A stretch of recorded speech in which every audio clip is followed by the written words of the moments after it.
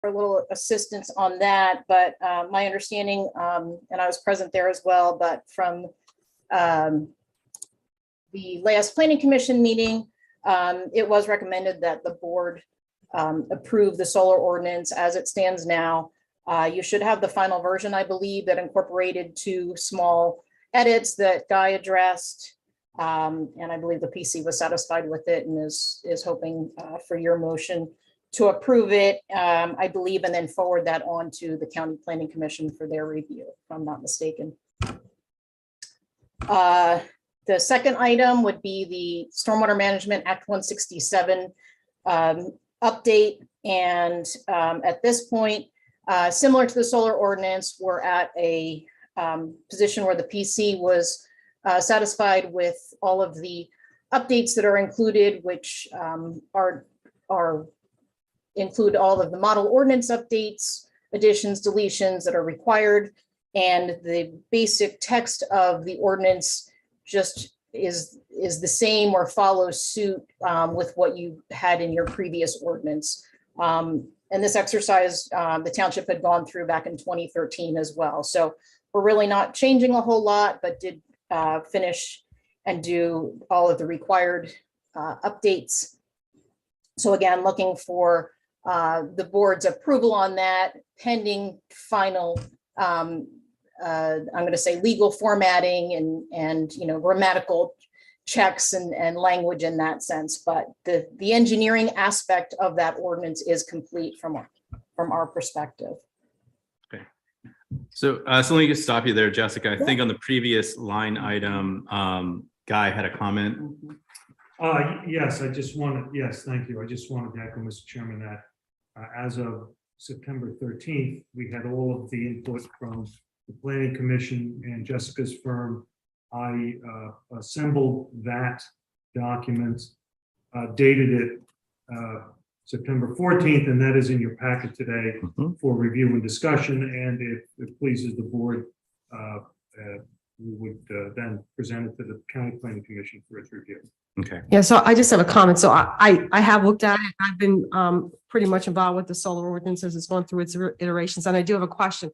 I just want to make sure there's somebody who can answer that question when we get to that business, when we get to that part of the discussion. And regarding the Act 167 update, I know what you're saying, Jessica, that it's no big deal. I mean, I know I'm kind of categorizing words, but there's no major change. But I would respectfully ask the board if we could maybe at our next workshop meeting, just have a meeting where we go through it, because it's multiple pages. 2013, I wasn't around. So I think it would be really helpful if we had a meeting dedicated to Act 167, go through it section by section, and just make sure that we are all aligned, because it's just like a 60, 100, I don't know, huge thing.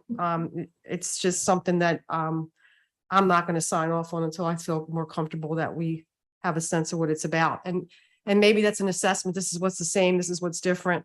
That could be helpful too. But I just think we need to do some homework before we that.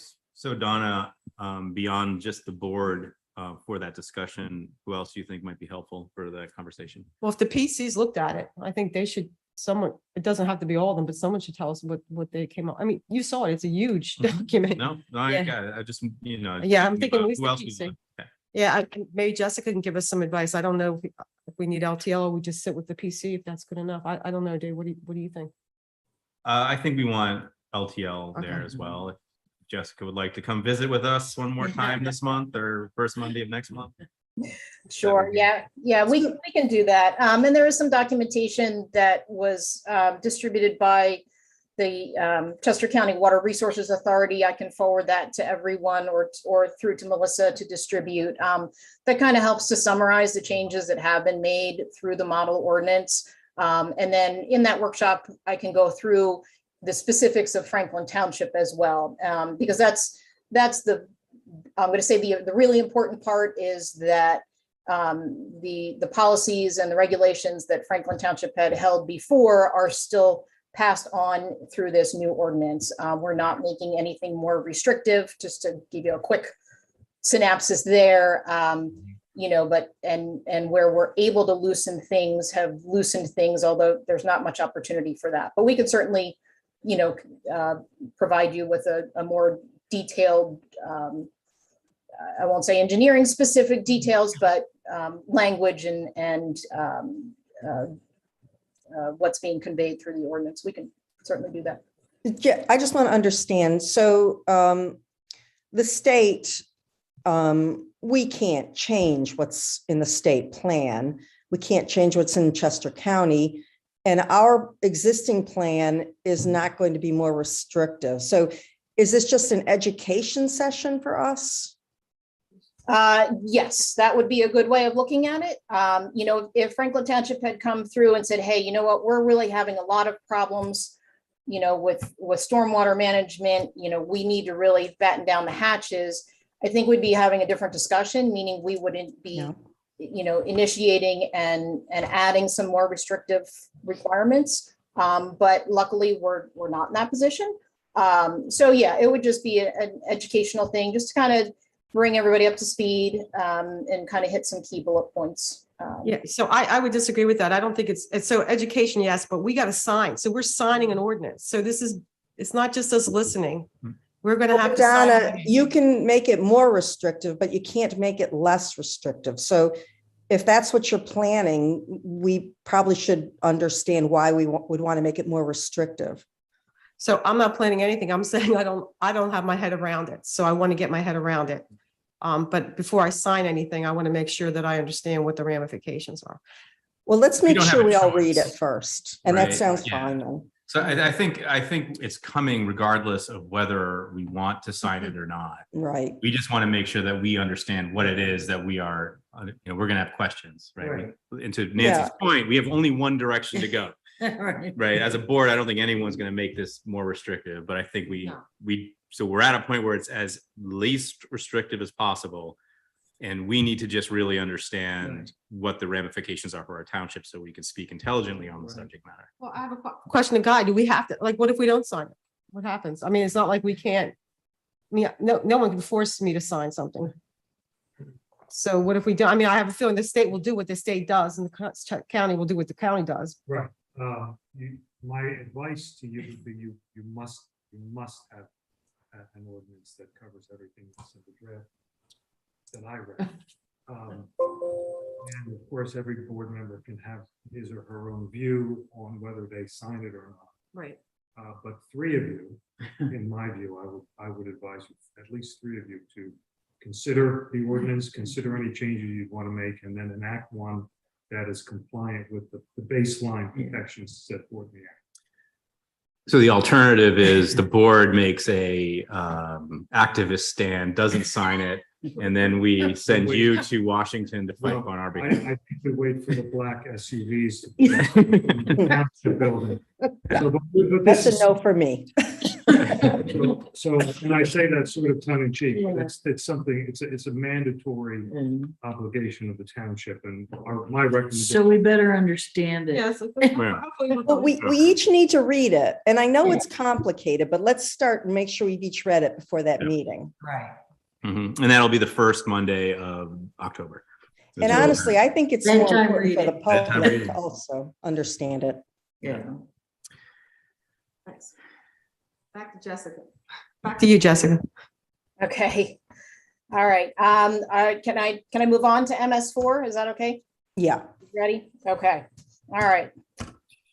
Here we go. In your meeting packet, there is a section, it's like a 3-page document of discussion items for this meeting. I'm going to go through it first, if that's okay. And then if you have questions at the end, I will answer them to the best of my knowledge. I'm not going to read it word for word. I am going to try and recap and summarize a little bit, even from where it stands now.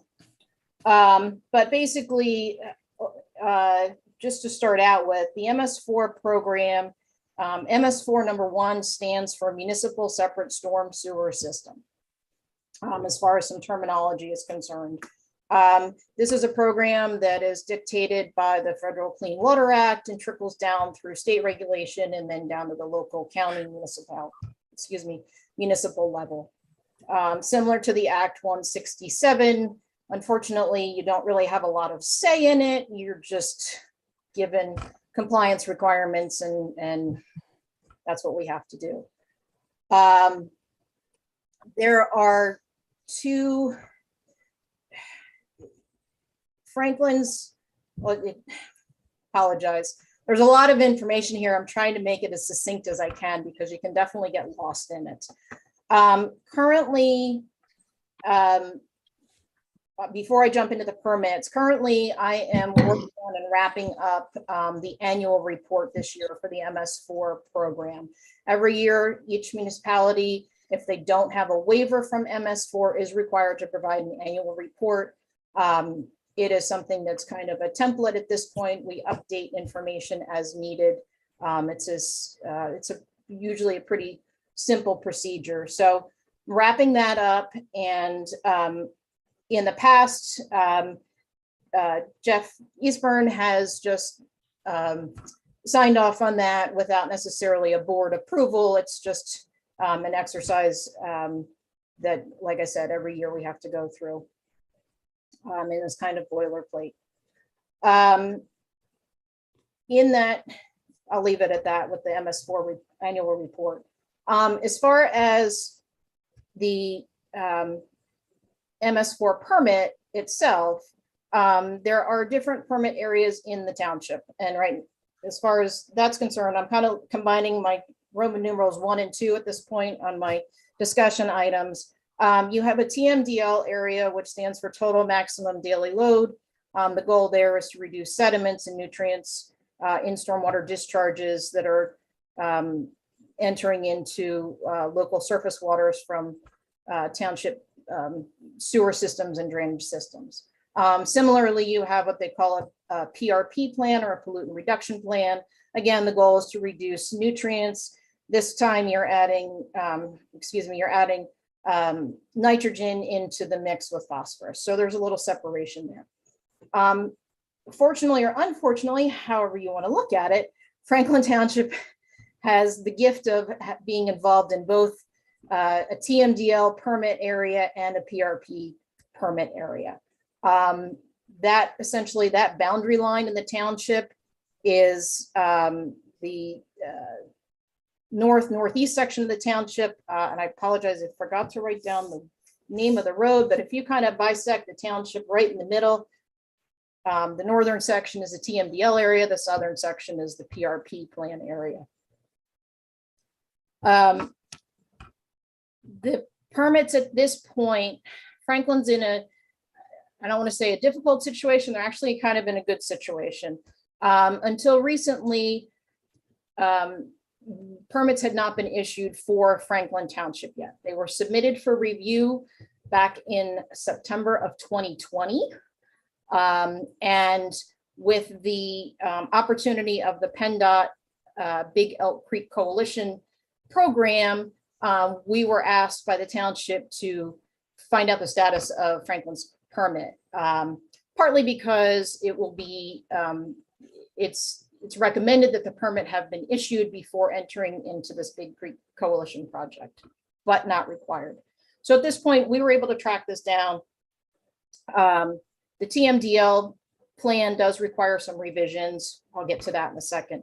But the TMDL, basically, both plans, TMDL and PRP, have a required load reduction. We go through engineering calculations to determine this. It's based on the census data. And you're given a number of pounds of sediment that you're supposed to or required to reduce through the permit cycle. The permit cycle is 5 years. Like I said, Franklin Township doesn't have a permit yet, so that 5-year clock has not started ticking yet, technically. As part of that TMDL plan, we, between us and previous township manager and the board, come up with some design ideas and best management practices to implement into the township to meet these load reduction requirements. Luckily for Franklin Township, as far as the TMDL plan is concerned, recently in the fall of 2020, and spring of 2022, the White Clay Watershed Association did some riparian buffer plantings. The good news is that Franklin Township can use these plantings towards for credit to their TMDL plan once that is approved and that permit is issued. So that's to our advantage. Using both of those plantings really gets us about 2/3 of the way to meeting that load reduction, which I think is really helpful and really great. The work's already done. I believe there are some agreements in place that the township has with White Clay Association. Let me see. I'm sure I didn't miss anything on TMDL. Well, I guess the question for you, how did we get the other third? Have you thought about that? Sure. Yep. In the TMDL plan now that that was submitted, there is a third planting area that was proposed, and that could be pursued. I believe it's I think I have it noted here somewhere. It's within the White Clay Knoll development, I guess, through their HOA would be. It's an area proposed for riparian plantings. So, that's not finite, but it is a recommended area, and obviously have to pursue working with them and start a design, et cetera. But there are options that have been proposed. And just to touch on that real quick, right now, because I'm going to get into it in just a second, with the PRP plan and the PennDOT program, right now I am told through my contact in working with that program that there may be a similar program in the future in the TMDL territory, I'll say, where there's an option to buy credits to meet your compliance requirements. So just something to keep in the back of our heads. There's nothing finite. I was told I would be, kept informed if that starts to come into fruition. As far as the PRP plan goes, again, similar to the TMDL, we're calculating a required load reduction. Well, I'm going to backstep 1 second for the PRP. I apologize. At one point, a few years back, and this was before my time being involved with MS4, a PRP plan was developed for Franklin Township. And my understanding is, again, a few years back, the township decided to pursue a waiver instead of submitting the PRP, based on the population of the township, the rural nature of it, et cetera. Unfortunately, the review comments that I did receive from DEP were in early August this year. They're not going to entertain that waiver, unfortunately. So now we're in a situation where we did, like I said, prepare this PRP plan. We're going to make some minor revisions to it based on DEP's comments, and then we would need to submit that for review. In conjunction with the PRP plan, as the gentleman mentioned in public comment, I believe he was talking about this project. PennDOT is working in the area to do a very large stream restoration project. PennDOT has their own MS4 permit that they have to comply with as well. So they're offering to other municipalities that are within the big Elk Creek watershed to be able to purchase credits and use those to apply towards meeting their permit requirements. And it's probably important to say that that's $2 per pound at the moment. Yes. Just about, yeah. Yeah. Yep. Just under $2 a pound. Yeah. Yeah. So in looking at Franklin Township's PRP, again, the numbers are in my summary, but we're basically looking at, there's two goals here in the PRP and the TMDL plan worlds.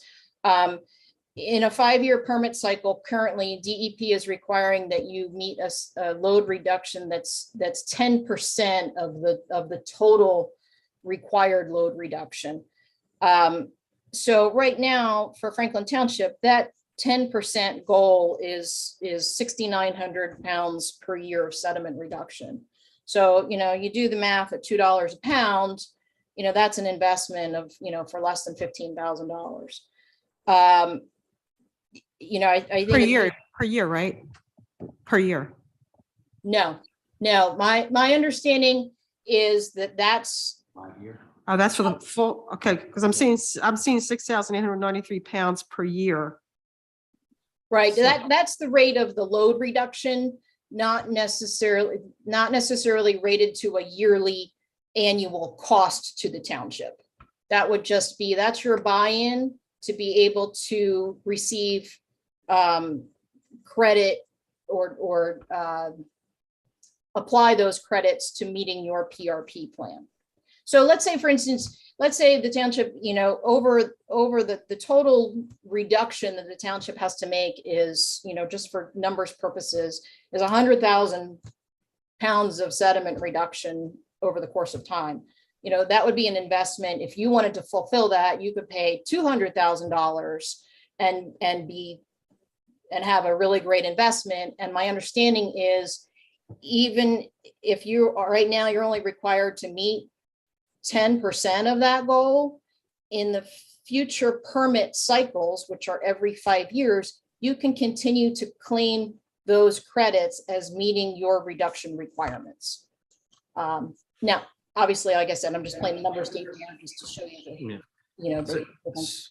So I guess the question that I have is, so right now we're deciding to either go ahead and work with and join this I don't know, consortium of townships, or however you want to say it, pay our $15,000, and now we're off the hook for MS4 for 5 years.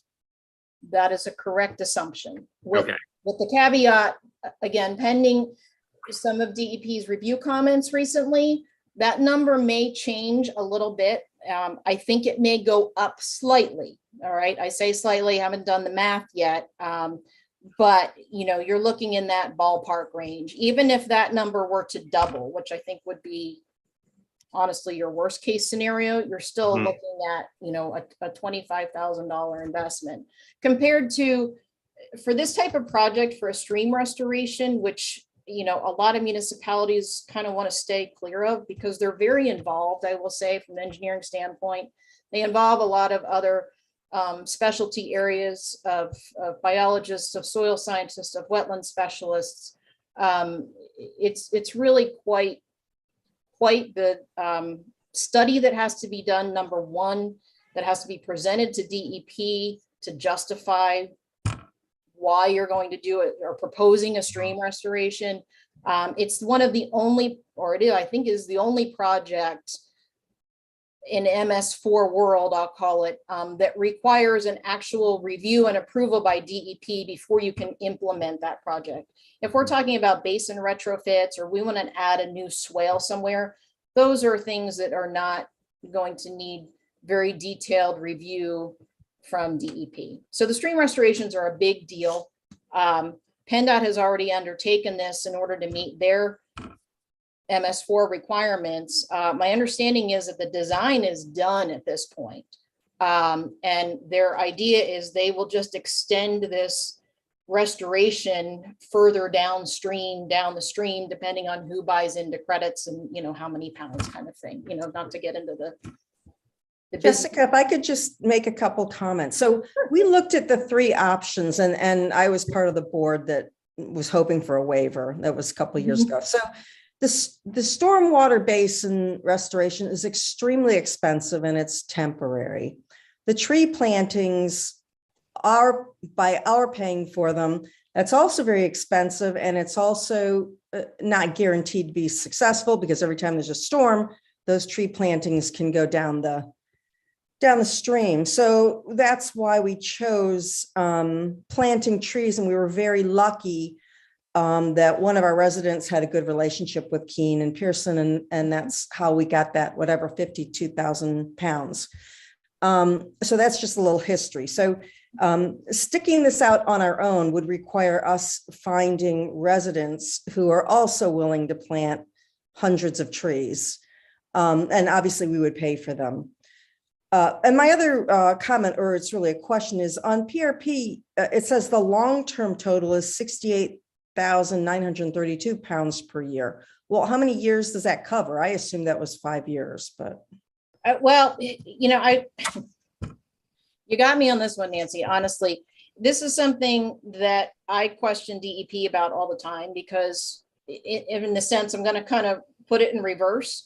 When they say that, our 5-year reduction requirement is 10% of that number, right now, for the next permit cycle that will begin for most municipalities in 2023, DEP hasn't determined yet what that next permit cycle is going to require, in the sense that, will it just be that another 10% reductions required? Will it be 20% reduction? Are we going to go? Okay, yeah. So, if you do the math there, even, it would be, if you went 10% every year, it would be 10 or 10% for each 5-year permit cycle.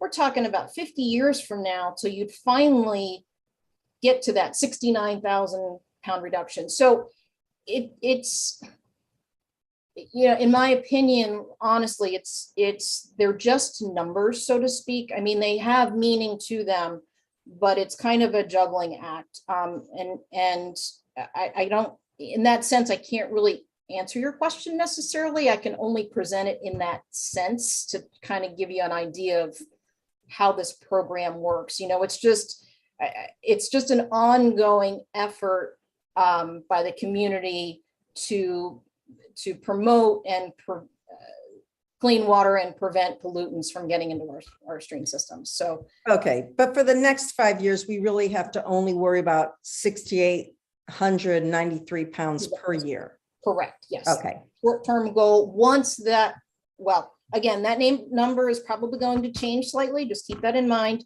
But once that permit is issued, the clock starts 5 years, and yes, that would be what you'd be responsible for, or the goal to meet is that 10%. So Jessica, the one part that of all the bullet points on page 3 that I found most interesting was the second bullet point. So are we sure it's correct? It says that PennDOT's responsible for all maintenance, no additional funds required after the initial investment. So so you're telling me if things kind of fall apart, PennDOT's responsible for it? They're not going to come back to us? That's really important. Yeah, that is my understanding with the communication I've had with the PennDOT representative. I think that's certainly something that, would be, obviously the language for that would be in the agreement that would be, reviewed by Guy in the township to make sure everybody is on board with that. But that is my understanding that, yeah, so if we have one of those washouts after a big storm, Franklin Township would not be responsible for having to do anything, essentially. You've paid your investment money into it, and then PennDOT, in coordination with RES, would address those repairs, et cetera, and the ongoing maintenance. Okay. Jim or Donna, Jim or Don, do you have a question for Jessica? I don't. Okay. I have questions. I haven't wrapped my whole head around everything. Okay, but- so I have another question, because I'm thinking about the terms of the PennDOT being responsible, because I think initially this sounds like a great idea. I write a check and this problem goes away for 5 years, and PennDOT deals with the maintenance for those 5 years.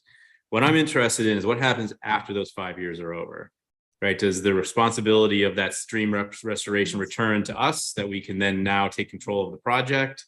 Or are we now or is it now perpetually under PennDOT's purview? That is a very good question. My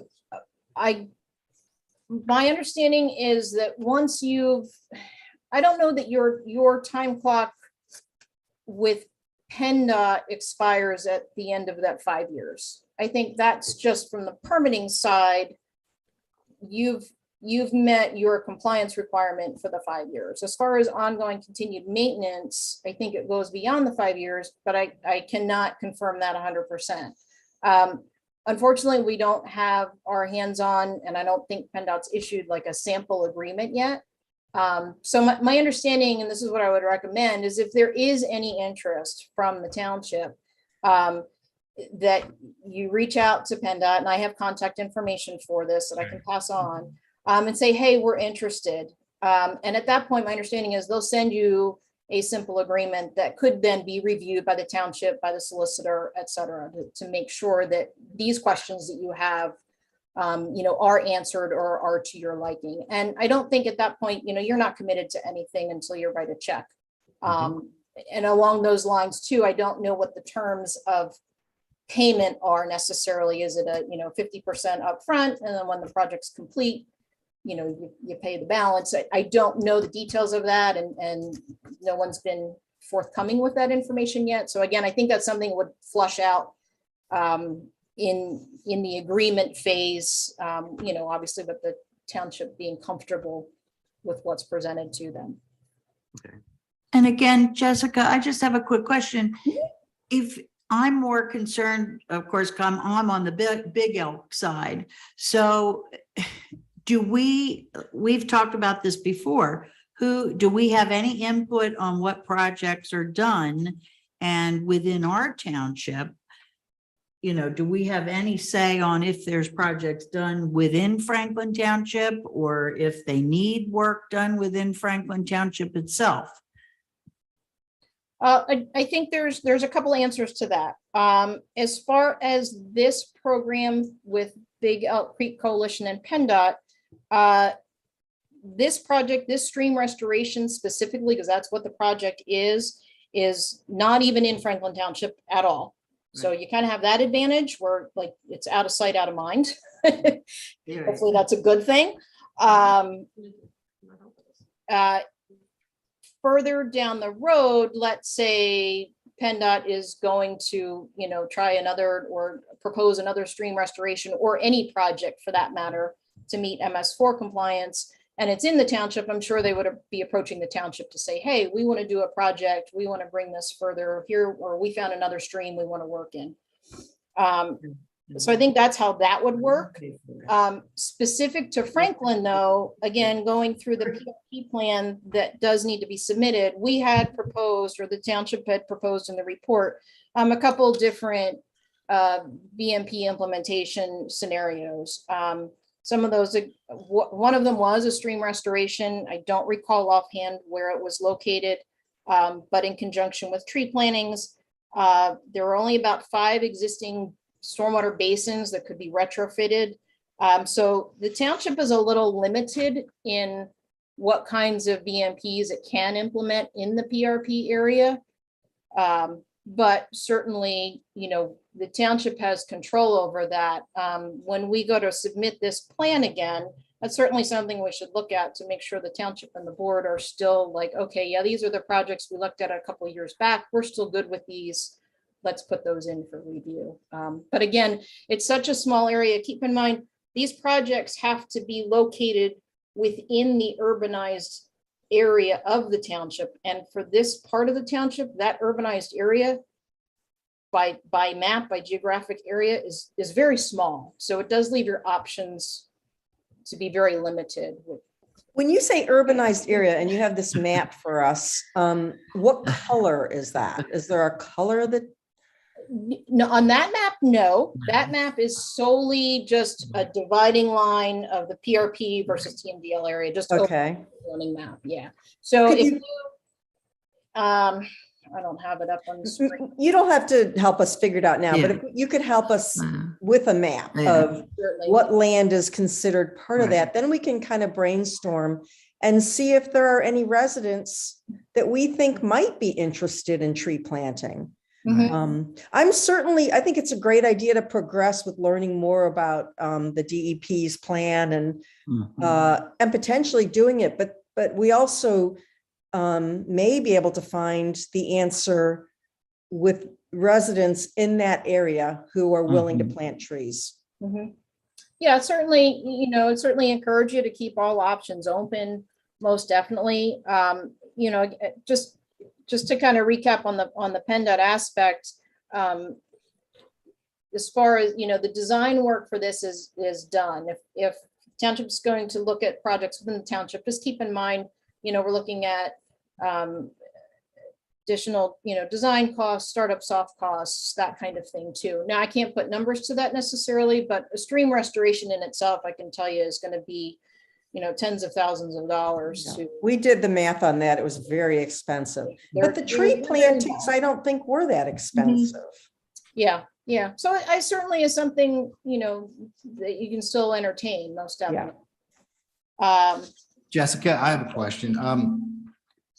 Assuming that we don't do the project and we just pay the money that for 5 years, there's no real maintenance of that, right? But as these 5-year increments come in, if we do decide to do some projects and the DEP or the PennDOT actually PennDOT, has yeah. maintenance, right? Who tracks which piece of the project like is their maintenance portion and which one is ours? What was put in place when? I know there's questions that we can't answer right now, but as these years go by, it's gonna we need some answers about it, how we're to track this stuff. Mhm. Yeah, understood. Again, my understanding is that the ball is completely in PennDOT's court on this for ongoing maintenance, for upfront or all of the design costs, the maintenance costs, the repair, if you have a washout, et cetera. And I would assume, tracking of it as well, but certainly good questions to put before PennDOT. And, I'd like to think, and I can touch base with the gentleman, his name is David Castles, with PennDOT. I haven't gotten any word that there's any additional meetings with Big Elk Creek that have come up or are scheduled. It certainly seems, I'm sure we're not the only municipality that has questions like this, that it might be prudent on their behalf to kind of have a meeting of the minds, or at least an informative session for those parties that are interested. So I can certainly ask Dave Castles to keep that in mind, because it seems like there is at least a marginal interest from Right. Franklin, if I'm not mistaken, or at least enough that we want to get some of these questions answered to make an informed decision.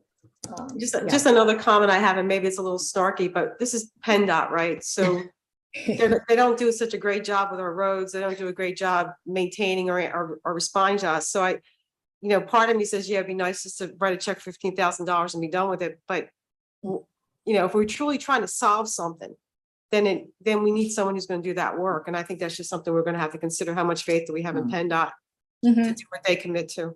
So Jessica, it sounds like the next step for us is really to reach out to PennDOT and have some of these questions answered for us.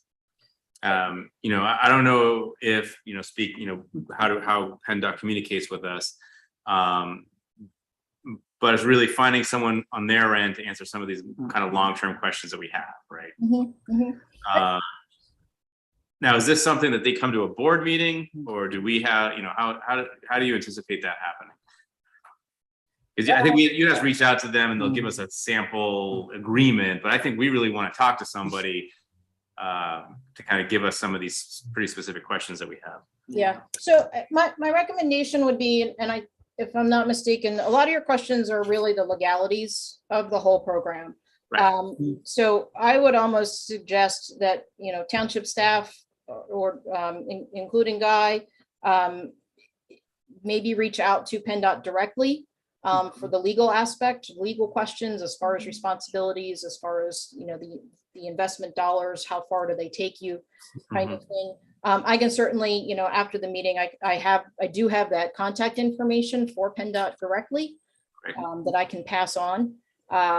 But that might be something, collectively as a board, if you want to come up with a good comprehensive list of questions, I think it would be, I would certainly advise reaching out to them to get them answered. sooner rather than later, obviously. If All right, that sounds reasonable to you. It does. It does. Thank you very much. Jessica, that was excellent. You did a fantastic Thank you, job. Jessica. Thank you. I was just gonna throw out there too, if the board, similar to Act 167 workshop that we might have, if you want to have a similar thing with MS4 along the way, we can certainly, do that and get into the more specifics of it. I've become very familiar with it recently, but I'm still always learning more. So I guess if I'm going to kind of jump to the end, if that's okay, just kind of some suggested actions or maybe some direction that LTL is looking for specifically. As I noted before, DEP has given us some review comments on the TMDL and PRP. Well, I'll say it's going to come out the wrong way, a lack of a PRP plan. We're going to have to submit one. But I guess we just want to certainly have, the township's authorization to go ahead and move forward with making those revisions and resubmitting those plans as one item. And then, as we just discussed, township staff reaching out to PennDOT as far as becoming involved with the Big Elk Creek project as part of our PRP program. I think something to consider also, I'm going right down my list here, item number 3, based on that decision that you may or may not make to work with PennDOT, still incorporating budgeting for implementation of TMDL and PRP BMPs in the future, whether it's writing a check to PennDOT or it's actually doing the construction yourself. Either way, there are budget dollars involved. And that kind of covers item number 4 as well, just our involvement, from an engineering standpoint. So I guess I'm done now. And if you could just get us that map of Yes. what areas we could possibly look at. Yes, I will do Thanks. that. Yep. Send the map and then the PennDOT contact. And should I just send that PennDOT contact through to Jeff and Melissa? Is that their best Yeah, that would be great. Perfect. communication avenue? Okay. Yep.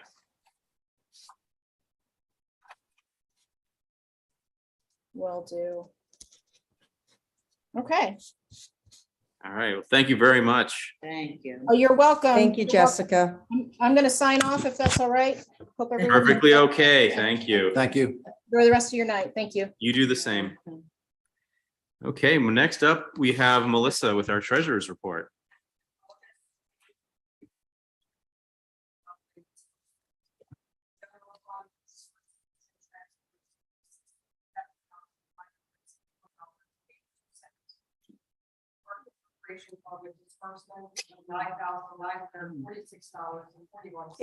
Can't hear you, Jessica, or Melissa.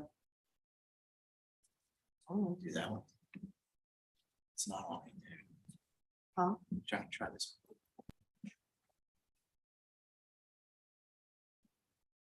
Start all over. The August 2022 Treasurer's Report includes the following disbursements. The general fund with disbursements and transfers of $67,571.82. The Park and Recreation Fund with disbursements of $9,946.41. The Open Space Fund with disbursements of $5,957.19. The Capital Reserve Fund with disbursements of $8,500. The Emergency Services Fund with disbursements of $3,591. The Fire Hydrant Fund with disbursements of $580.80, leaving a balance in all funds totaling $1,925,036.29. So I guess we need to make a proposed motion, so I'll do that. I make a motion that the board approve the August 2022 Treasurer's Report as presented by Melissa Ortega. May I have a second? Thank you, Nancy. All in favor, say aye. Aye. Aye. Any opposed, say nay. All right, motion carries 5-0. Thank you very much, Melissa. Okay, then I guess I have the zoning officer's report. This report is prepared by the zoning and code enforcement officer. It includes the number of permits processed, the number of inspections performed, and the funds received in the month of August 2022. In the month of August 2022, 4 permits were issued, $200 in building fees, $600 in miscellaneous fees, and $0 in recreation, open space, and impact fees were collected. 20 inspections were performed. I do not believe we need a motion for this. All right, and I'm going to move on to the HARB, Historical Architectural Review Board / the Historical Commission report. And I see that Paul Legacy's on the call. So Paul, do you have anything to report? I just have a very brief report to make, and that was, we did not meet, but we did hold a talk that was by Bruce Mauday, jointly with the New London Area Historical Society. We had an excellent turnout. We had about 40 people by my count and by another person's count. So I assume that's reasonably reliable. And it was deemed quite a success by all who attended. We will be sponsoring another talk in early November, the second Thursday of November. We don't have a speaker settled on, however, at this moment. And that's all I have to say right now. Thank you. Thank you, Paul. Paul? Okay, Jim. Thanks, Paul. Yep. It's now is the time for the FSA, the monthly regular report. I think it was Nancy last month that asked for a overview of the Franklin Sportsmans Association. I think I'm going to give that right before the next agenda item for the FSA, but Matt Curtis is on the line to give the FSA report for the month. Thanks, Jim. Good evening, everyone. Matt Curtis here from the FSA, on the FSA board as the treasurer, here to present and read off the FSA report for the month of September. Membership-wise, we are currently full 35 registered members in the association. There were 3 new members to join the group this year. We have a total of 15 township residents, and there's still a waiting list of several residents who are looking to join the club if there are any openings next season. We will be holding a proficiency shoot for those 3 new members for qualified. As far as hunting season is concerned, archery season just opened up last week, Saturday, 17th. It's been really warm. There are no harvests reported as of tonight. I verified that. As far as the parcels are concerned, all of the preserves, all the signage has been updated. All the boundaries have been remarked wherever they were necessary. The website is up and running and functional. As far as community service, I'll touch on a couple of the hours and the couple of the items that we've done since July through this week. We've been all summer long mowed the grass on the entrance area and Banffshire parking lot all around the perimeter. Keeping it looking nice throughout the whole summer. Carson Park, there were a couple of projects where in the healing gardens, there were mulch, clean up the healing gardens and mulch. Movie night as well. We also some members mowed the Fourth Farm Trail around Appleton and Walker Road sites. This past weekend, Sunday rather, there was a group of us who did some work on the Banffshire Preserve, specifically around the trails, trimming, cleaning the trails up, some growth and vine overhangs. So far, since July, 53 hours of community service that the club has performed. There is another service coming up on the weekend of October 1st and 2nd, the tree plantings. Some members of the FSA will be partaking in that, those events on those days. Other than that, that's really the end of the report. Are there any questions? No, just, it's a great job with all the work you do, with all the work you guys do. And I wanted to personally thank you because you finished the mulching over at the Healing Garden and did the trail through the meadow for the thing we had over at the park at Crossan Park. And that was done very quickly right before our day. And people really went out and saw it and appreciated it. Well, thank you. We appreciate that. And we enjoy doing that work. Yep. Thanks, Matt. Nice update. Thank you, Jim. Okay. All right, thank you very much. So then we move on to Park Rec. Yeah, so Greg Sachs will give the report for PRO. Hello, everybody. So, as Matt mentioned, our big project that we got going on right now is our fall tree planting. It's actually scheduled for 3 days. The first day is an event that we're having a group from Delmarva come out, which is on 9/30 with a Friday. So there's going to be 9 volunteers, all from Delmarva, coming to join us. The actual public day is going to be on October 1st and October 2nd. Where both of those days we're going to be starting at 9 a.m. We've been advertising on the Facebook group page. We've been advertising. We hung up some flyers. They put it on the website. So thank you for everyone for doing that. But we are, we're still looking for more volunteers. So we got a good amount of trees. So the more people that can come, the better. The Facebook event, we have currently 15 people that responded that they're going and 57 people that were interested. So anyone who's interested in coming out, you can come, anytime after 9 o'clock on Saturday or Sunday to Crossing Park. If you give an hour, if you give, 3 hours, all of it is helpful. We just ask that you bring a shovel and you bring, if you have it, a metal mallet to hammer the stakes into the ground, and some gloves would help too. Okay. Let's see. Next up was a couple months ago, we had a resident bring up an issue of invasive plant Canada thistle located at Goodwin Preserve. So we've been working on trying to get some quotes for the management of that. DCNR, we're following their recommendation, and the recommendation was to treat it in the late summer or early fall, which is right now. So we've been, unfortunately, haven't made too much progress as far as getting somebody out there. I called a few different companies, and I followed up with a couple more. So I do have a couple companies that are going to work on estimates. One company didn't get back to me the first time, but they are aware of it now, so they're going to get back to me. So I currently have messages out to 4 different companies.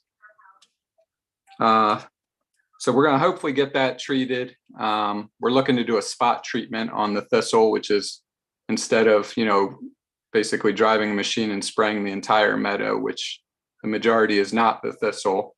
We're looking to get, somebody out there to specifically spot treat the problem plant.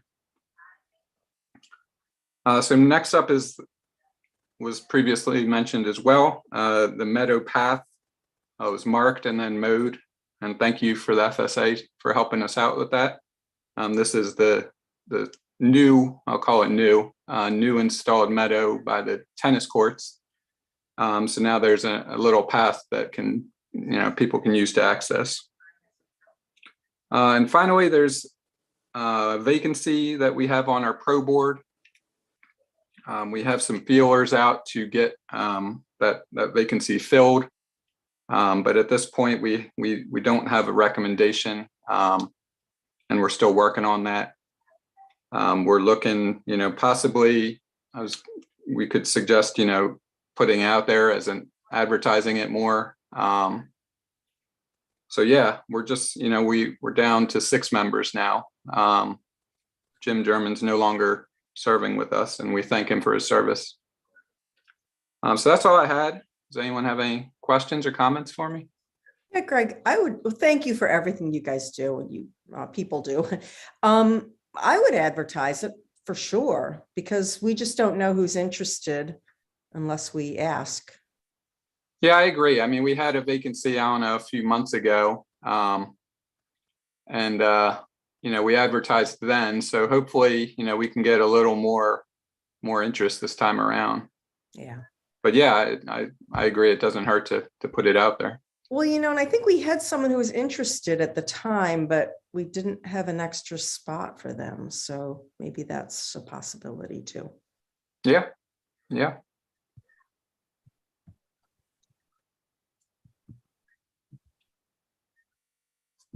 All right. Well, thank you, everyone. Thank you, Greg. I think Yep. Melissa, you might want to talk a little bit about the vandalism that we had. So in Crossing Park, it was alerted to me on September 12th that there was some vandalism at the lower pavilion. A picnic table was ripped up, unbolted from the concrete, propped up against the backside of the pavilion, hitting the roof structure for the kids or subjects to get up on the roof, and there was some damage to the roof shingles, and they attempted to catch the field on fire and kicked in the disposal cans for the fire pit waste. So it has been reported to the state police. They're looking into it, and we'll be looking at our cameras at the park. So if anybody out there has any information, you can call Pennsylvania State Police with any tips or that you may have. Or the township. Melissa, is there any plans to fix this? I mean, Yes, it's already, Jim Drazia with Yard Works has already repaired the picnic table. okay. He called in a roofing contractor to get us a quote and estimate on the roof Great. for the shingles. I mean, it's unfortunate, but they just Mhm. jumped right on it. Okay, good. I'll just add, I've noticed, I've been at the park a lot, and there is a lot of illegal activity that goes on there. And it's, I don't know how we address it, whether we try to get more police activity there, or it is a little frustrating to see, people doing this kind of stuff. Yeah, absolutely. Especially at the lower pavilion because it's Yeah, that's well hidden. right. That and the other parking lot on the other side are Right. trouble areas, I'll say. We're looking at a camera system to possibly put in. Thanks. So I don't know, Melissa. but it's, Idea. That would help. We have a pretty good relationship with the state Okay. police. Is there something that we Nice. can ask them to do some drive-bys or, periodically throughout the night, or is there only so much time they can devote to our little corner of the? Yeah, it's because we lock the gates and you could have pedestrian traffic that comes in to the park. So we don't have any visibility after the gates are locked for the police to have access. Okay. So that's why the cameras would probably be very beneficial. So you're moving on that, buying the cameras? Well, Or- Jeff and I are looking into it, It's- looking at the different options to see. There are game cameras with video that actually, they're cellular, they're way down in price now. They're only about $100. Yep. And they can go right to your cell phone, and download the app. Mhm. All right, well, moving on, I think the planning commission meeting was held on August 4th. I don't believe anybody's here this evening that can give us a review of that. I know they talked about the minor subdivision plan lots number 2 and 3. I know they went over the solar ordinance and the Act 167 review. But I don't know whether anybody has a real update on Yeah, I that. don't see anybody from the PC here. Unless Paul has extensive notes. He and I are both alternates on the PC, but you summed it up well. And I think the real salient part of this conversation was transferring the solar ordinance over to the board that we're going to discuss tonight. Yeah. And so I can discuss that when we get to that point. Okay. Thank you. Okay. All right, so the next subject is the stormwater management and road paving project update. I don't believe we have Ron Reagan on the line to give us an update. I think the overall program's progressing. I think the most newsworthy item is the work that's going on on Churchill Road. Melissa, you've been knee deep in that for the last few weeks. I don't know if you have any quick comments. I don't want to put you on the spot, but you might be able to. Is it done? Or, no, it's not, right? No. So unfortunately, Ron is in another meeting and he said he would try to be on by 8:30 to give us an update. The update for Churchill Road is it is pretty much completed. He is looking at another option that he wanted to present to the board tonight, which was if you look at Churchill Road where they had to widen it to put in the piping. He is looking at having Longs just go ahead and doing the full paving of the road. But that will not be included into our road program because I had already applied for the PennDOT approval for the road paving program. And when I met with him today, I asked him, would that be considered stormwater? And he said it absolutely would, and he would have Longs invoice us separately, so it could still be paid out of the ARPA funds for the stormwater drainage project. So it's still considered stormwater because it's finishing the stormwater. It's finishing what had to be dug up, just that section, but he felt that Longs could use their wide paver and get a more unified front, you know, going in. And then for a Ways Run, that was discussed previously. He has that broke up into two sections. The first section is the stormwater for the inlet boxes to see if that takes care of the issue on Ways Run. If not, in our 2023 road paving program, he would add paving to that to raise the road on one side by 18% grade, lower the other side and slope it. So he wants to do that in two phases, where the first phase could just be the stormwater part to see if that takes care of the problem this year. Heather Hills, there's no change. Creek Road, there was, which would be separate from the road paving that's already approved from PennDOT. He said Creek Road, where it goes into the development, there's two inlet boxes that were put on each side. He wants to put some curbing that allows the stormwater to roll down, but that would not be included in our 2022 road program.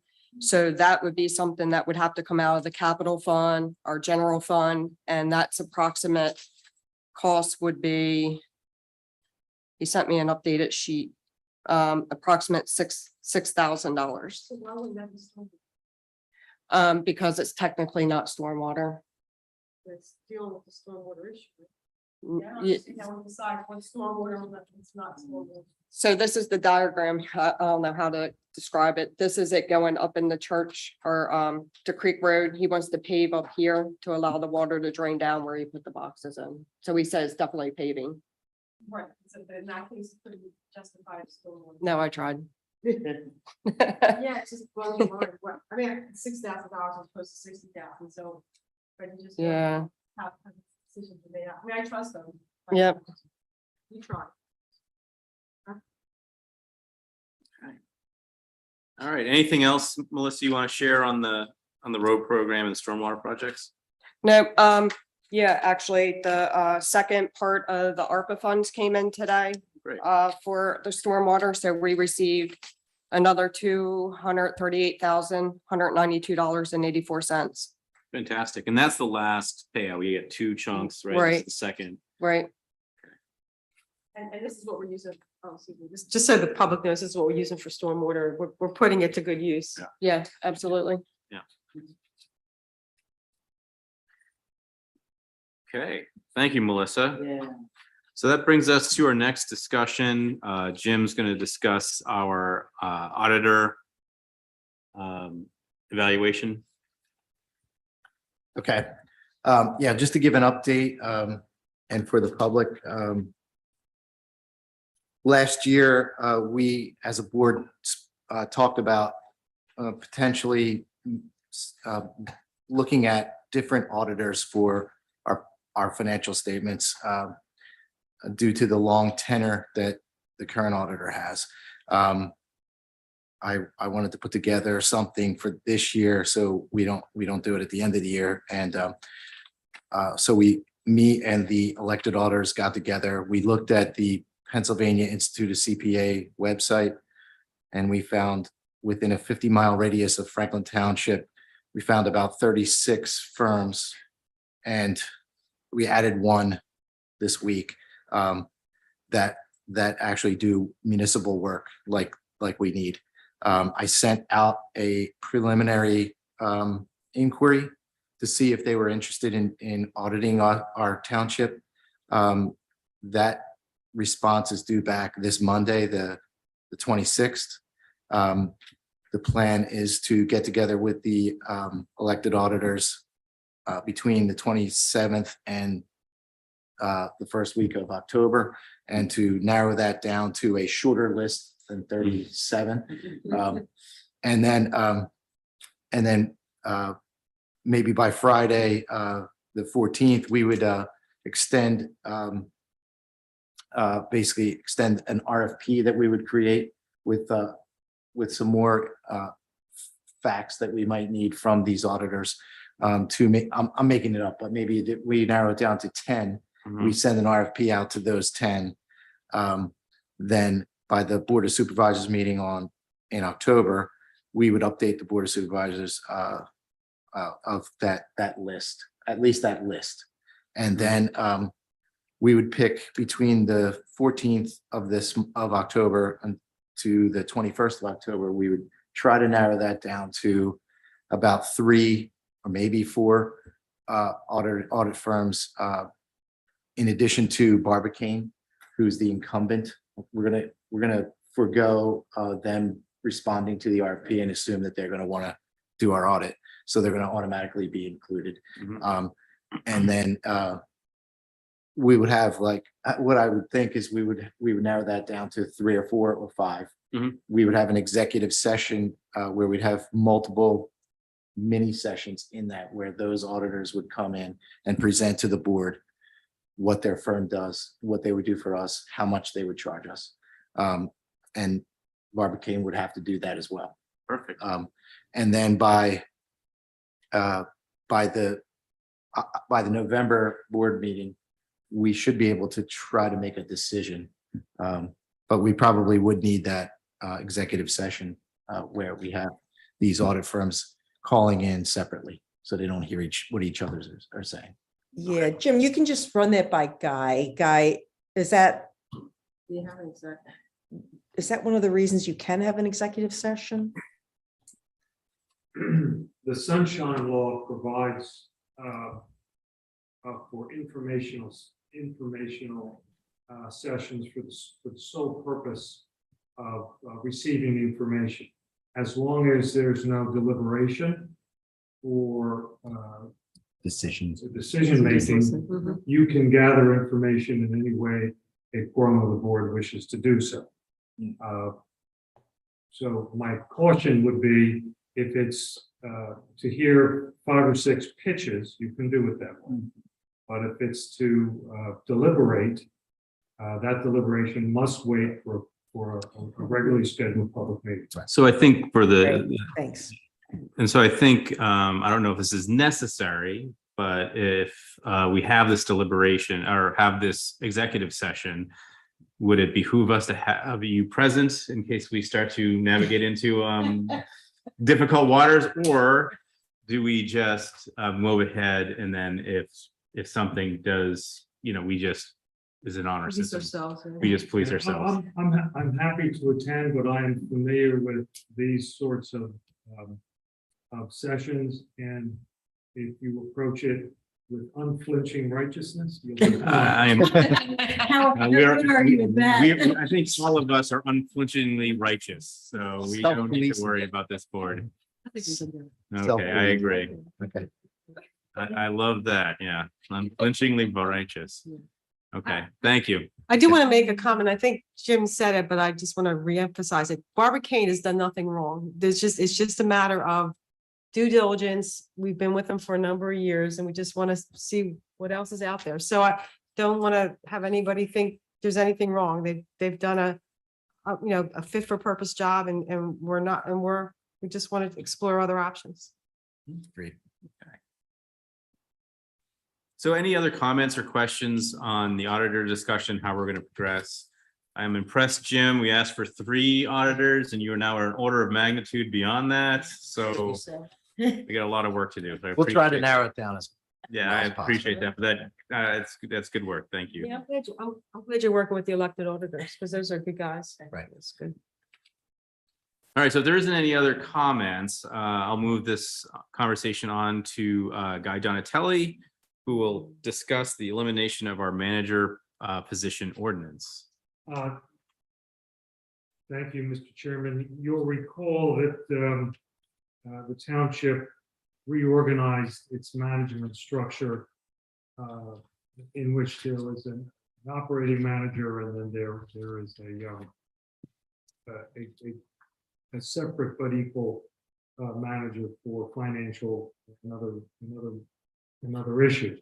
One of the things the board wanted us to do was to put together an amendment to your ordinances to eliminate the township manager's position. We were going to do that last meeting. That ordinance was never advertised properly, so we pulled it from that agenda. It's been properly advertised. I have forwarded the proof of publication to your secretary, and I have a copy of it here. And in your packet is the ordinance which will eliminate the township manager's position. So I recommend you consider that change favorably, and you may vote on that ordinance change now if you wish. Okay. So just as over the last year or so, we made some major changes to the front office, how it's structured, how authority is distributed amongst the office. Previously, we had really one person who had overall authority over township management and treasurers and bookkeeping, and it was all in one person. In order to improve oversight, what we did was separate those positions out into 2 positions, as Guy outlined. And so when you have an ordinance, in our ordinance, it calls for a single township manager whose responsibility encompassed all of the things that we have now split between Melissa and Jeff. And so we wanted to just clean that up and say that we no longer need that ordinance. Those responsibilities are now separate. And so this is what we're doing here. So we have these 2 people have the same authority as one manager. We're not eliminating any of those responsibilities. They're just stretched across 2 people. So I'll just read the motion and then we can open it up for discussion, if any. I make a motion to approve ordinance 2022-07, elimination of manager position ordinance. Do we have any discussion? Okay. Is there a second? Oh, yeah. May I have a second, please? Thank you. Okay. All in favor, say aye. Aye. Aye. All opposed, say nay. Okay. Motion carries 5-0.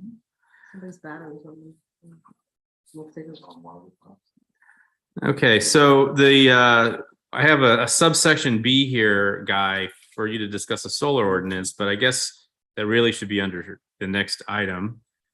Your battery is running low. Oh, I need to plug my PC in. Yeah, do we have a plug for PC? I don't have a cord here.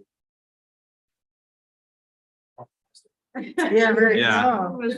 Yeah, so we'll just keep going. So why don't we move on? So I'll introduce. Oh, excuse me. I'll introduce the solar ordinance. So this ordinance has been in progress for over a year. And I got to commend the PC and Guy and everyone else who's worked on this, because we gave them a remit. Keep it simple, keep it short, and believe me, it started off none of those. It was long and complicated. And my personal opinion, I hope everybody on the board has read it. It's relatively short. It's to the point, and I believe in the proper way. It supports the use of solar energy in our township, and making sure that folks have that ability if they choose to have that option. I just had one question, and it really is, it's just a question. It's not, nothing, not an objection. I don't know if there's anybody here who can answer the question, but I'll give it a try. So under the section B, principal use solar energy system, they talk about under item number 9, screening and landscaping shall be provided along public roads or recognized class 1 and class 2 historical resources. And that's fine. I was just wondering if there was any discussion about having screening in other situations where you're not on a public road or it's just another configuration, or was the thinking that the setbacks would be sufficient? So I don't know, Guy, if you have that answer, or anyone else here can answer. I'm happy to go from my recollection. Okay.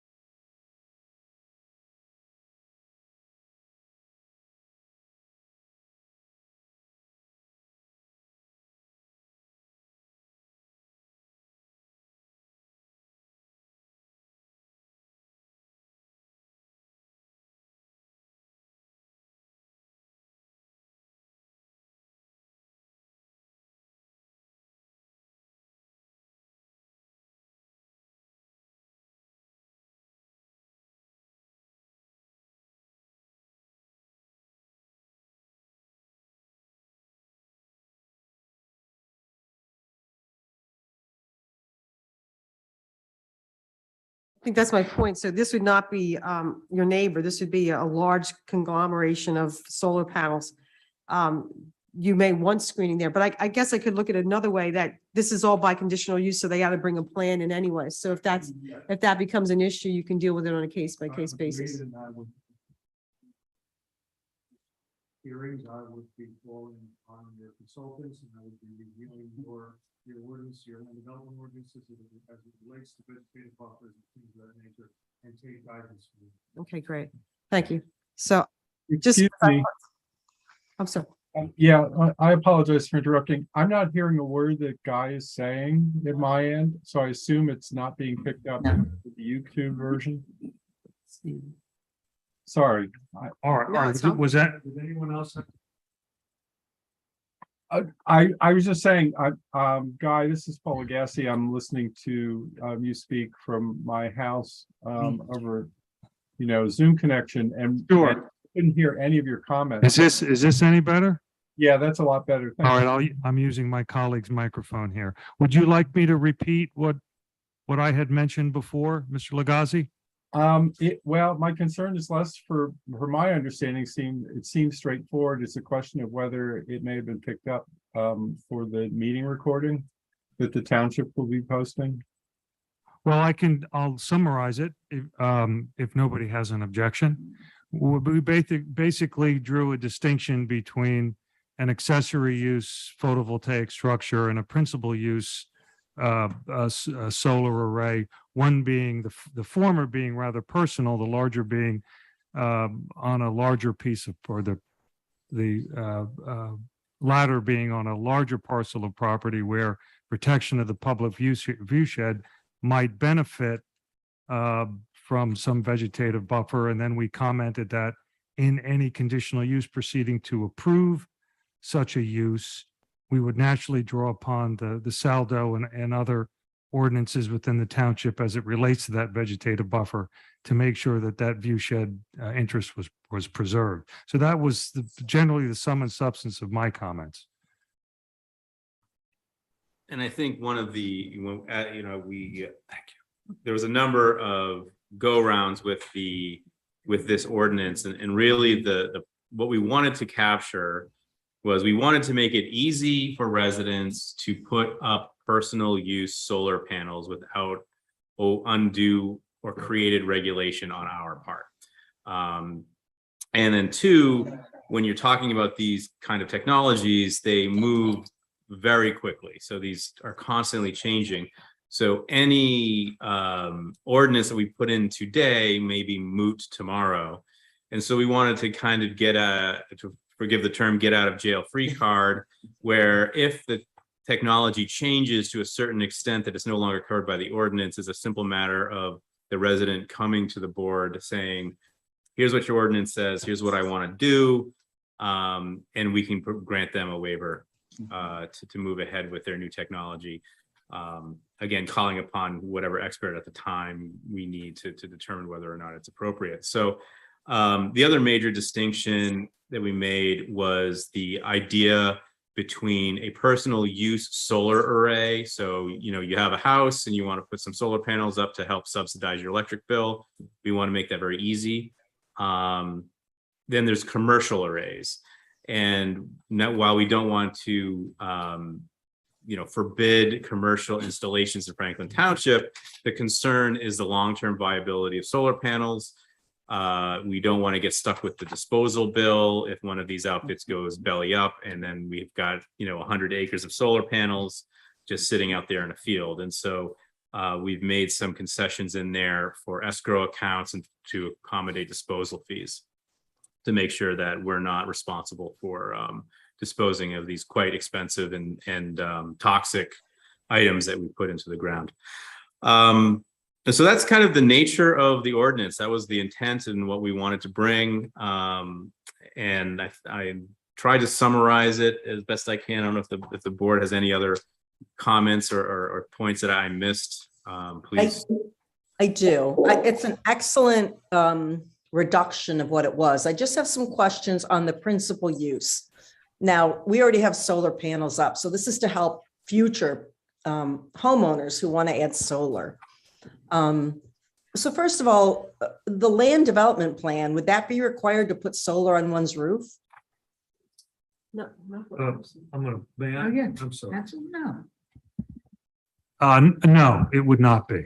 The accessory use solar panel would not require land development. The principal use solar would, because it's a much larger commercial oriented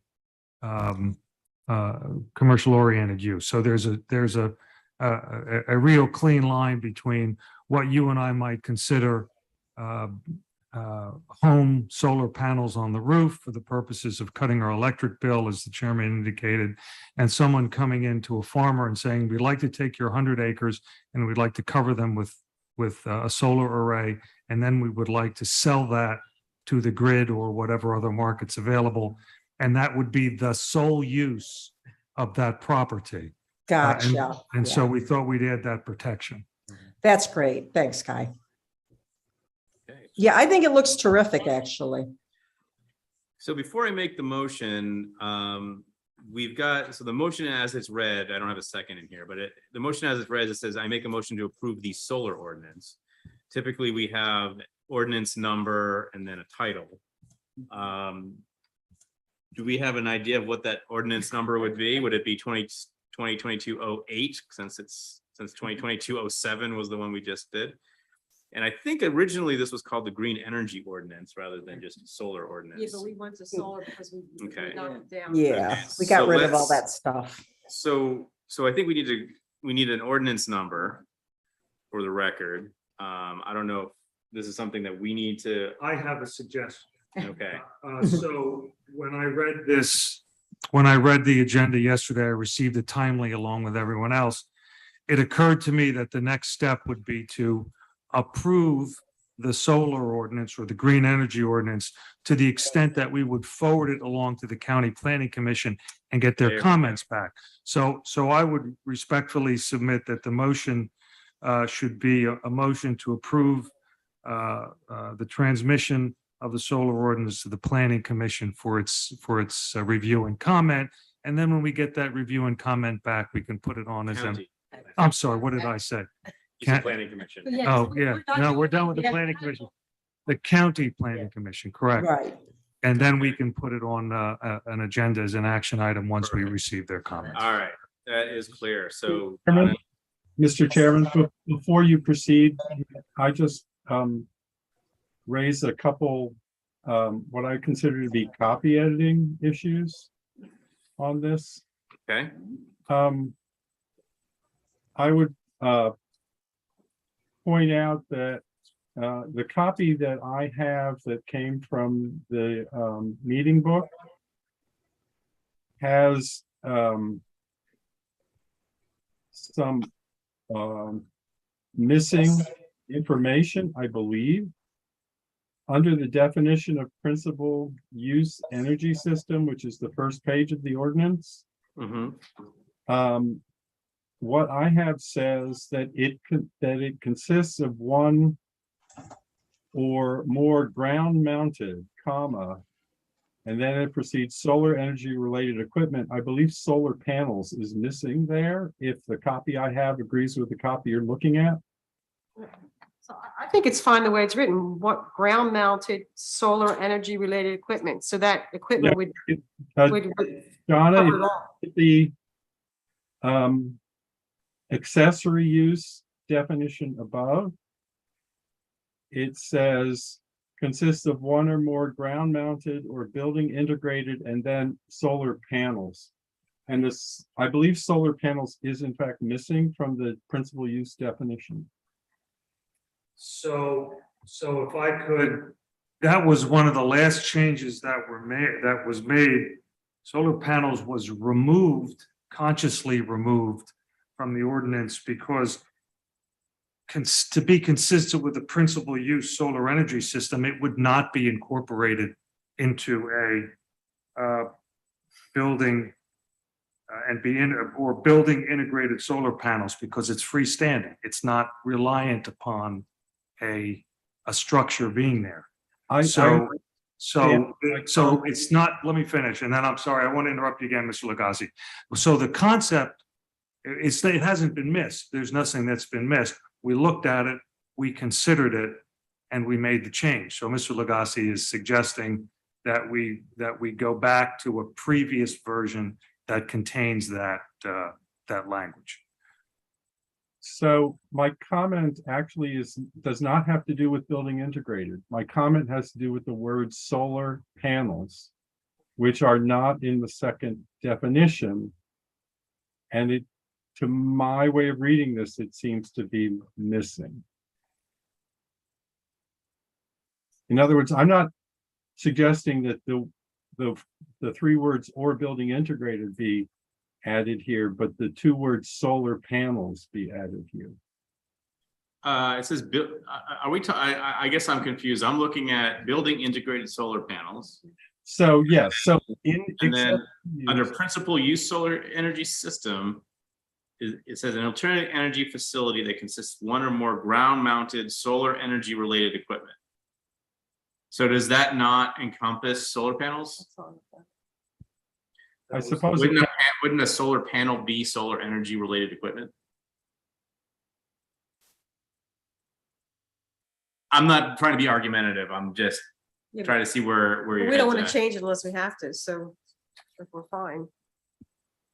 Okay, I just see a missing parallelism. That's all. Anything else, Paul? Any other areas that concerned you? With page 3, item 9, B9. That's mine, okay. The second, the part that begins class 1 and class 2 historic resources. The word as that I have is capitalized and it should not. Oh, right. Yeah. Okay. And you said is there anything else? The other is a question on page 4, item E. This is not 11E, but I guess it would be 10E. Here we say Commonwealth of PA, elsewhere we say Commonwealth of Pennsylvania.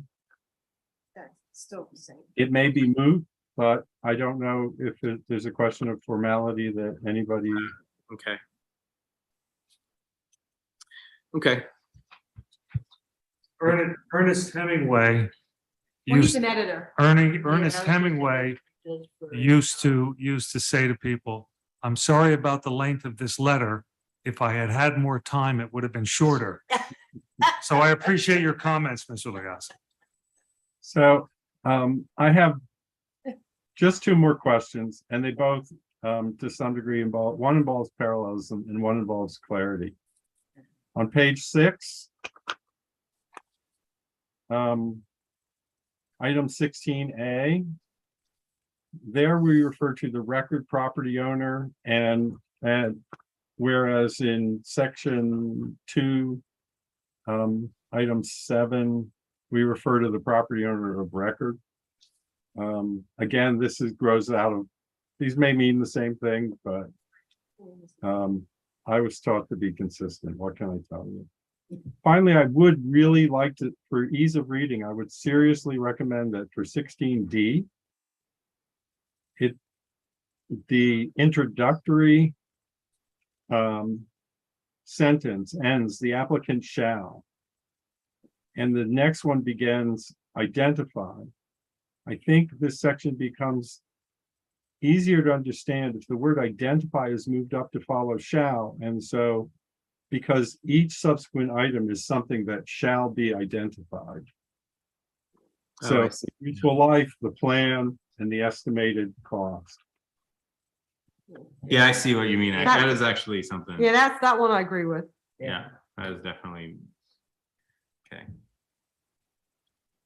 Good catch. No, All right. Anything? So if I were to make those changes, because they would be simple to make. Yes. they're all items were- Would then that revised version with the Lagasse corollaries would be forwarded along to the planning commission? Is that Yes. the county planning commission? Is that all right? Yes. Okay. It says the substance of the document does not change. These Correct. are- So I'm comfortable unless it, Should I make that motion then? yes, please. Okay, Remember to ask for a second. okay. It's not right now. So I make a motion to approve the sole ordinance to be forwarded to the county planning commission. All in favor, I'm sorry, can I have a second for that? I'll second. Okay, thanks. Thanks, Jim. Any discussion, any more discussion? No, I just want to thank the PC and the board. We've been chomping on this for a number of years now. Postponed due to a number of factors, but thank you very much for everybody's hard work on this. So I think it's a document we can be proud of. Excellent. Mhm. All right, all in favor, say aye. Aye. Great. Any again opposed, say nay. A motion passed 5-0. Thank you. All right. Thank you, everybody.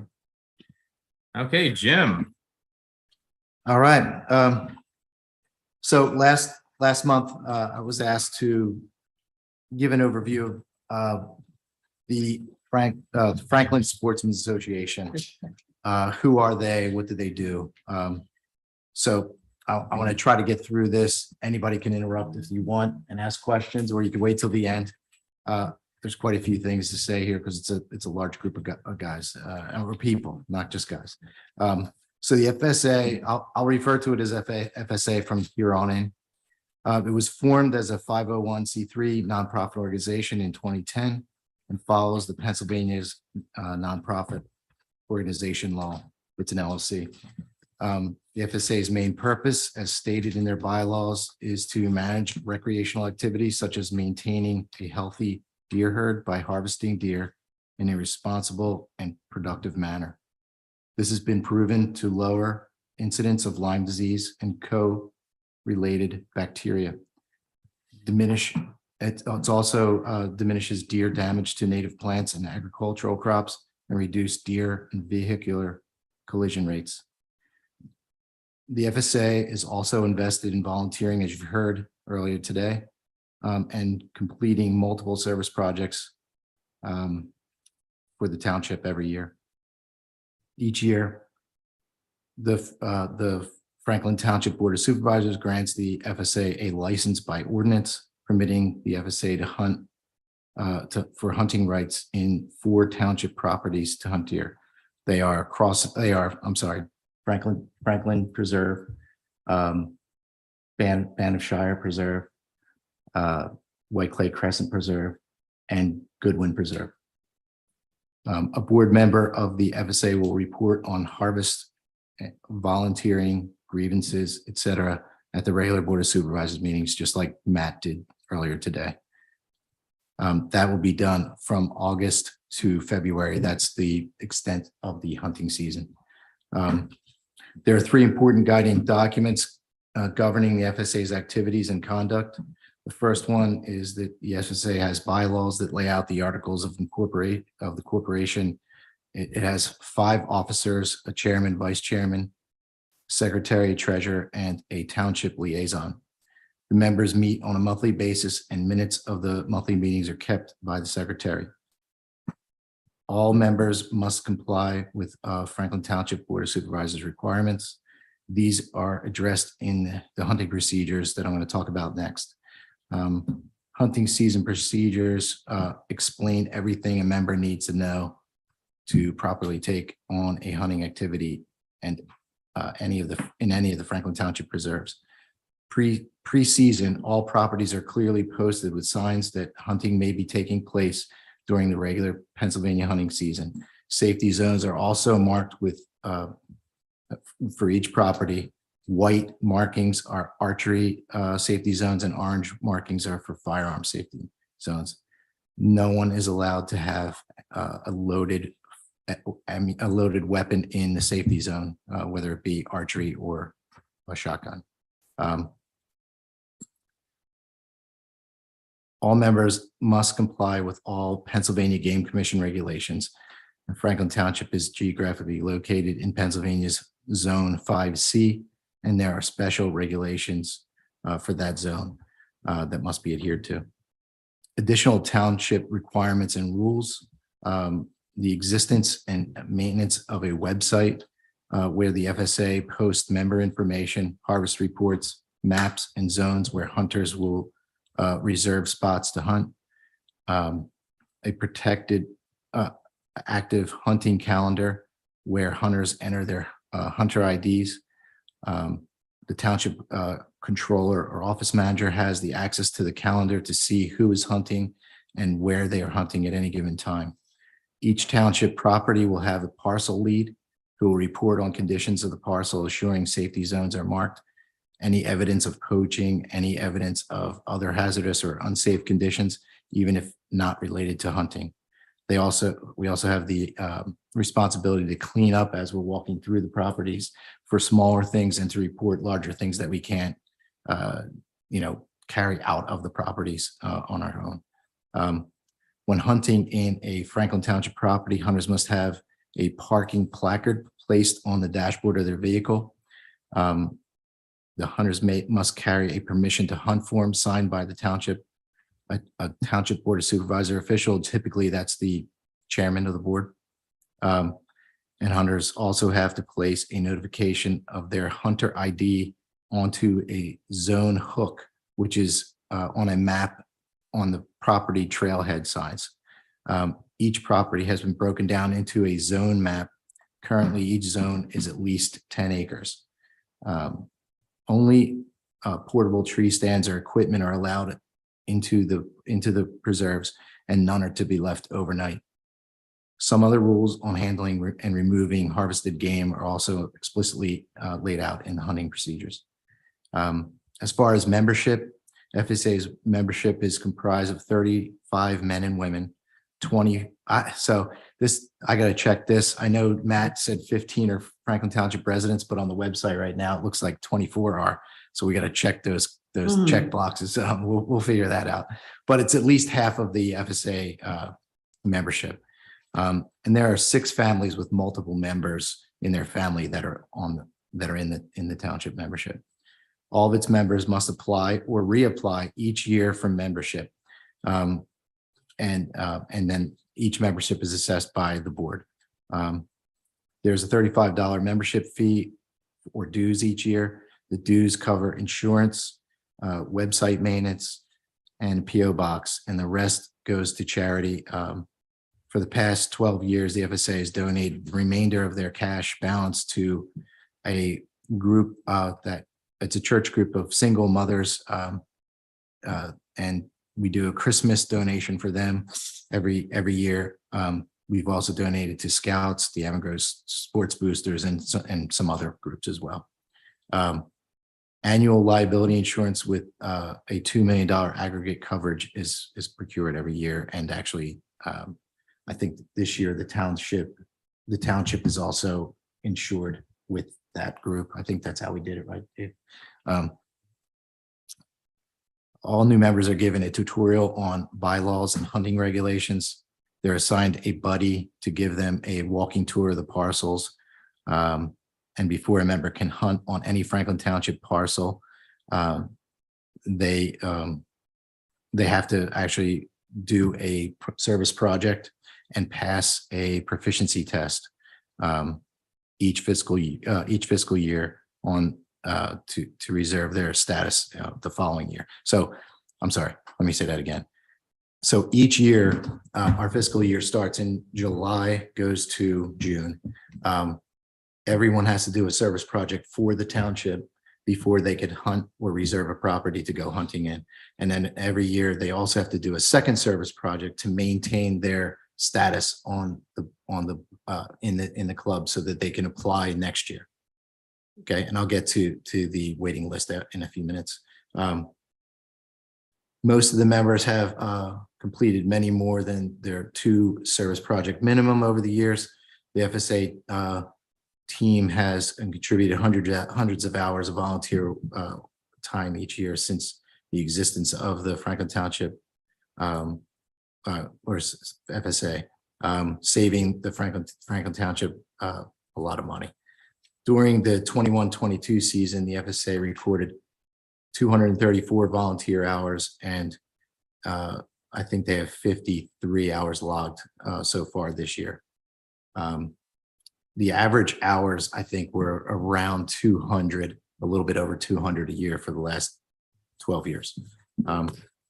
Harvested deer over the last 10 years in all properties averaged about 16.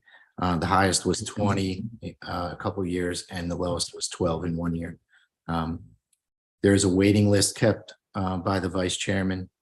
Currently, Franklin Townships have preference over anybody else. So currently there are 2 Franklin Township residents on the waiting list and 11 non-residents. If another Franklin Township resident comes in, they will be put in front of the non-residents. So the 11 non-residents have a hard time because we don't get too many changes, maybe 2 or 3 a year, something like that. So I think that's the end of my summary. Sorry, so long, but No, that's good. I didn't know a lot of that. right. It's really good. And Jim, there's so much that the FSA does exceptionally well, and it makes it safer for all of us. And I think most of us as residents know that we have too many deer.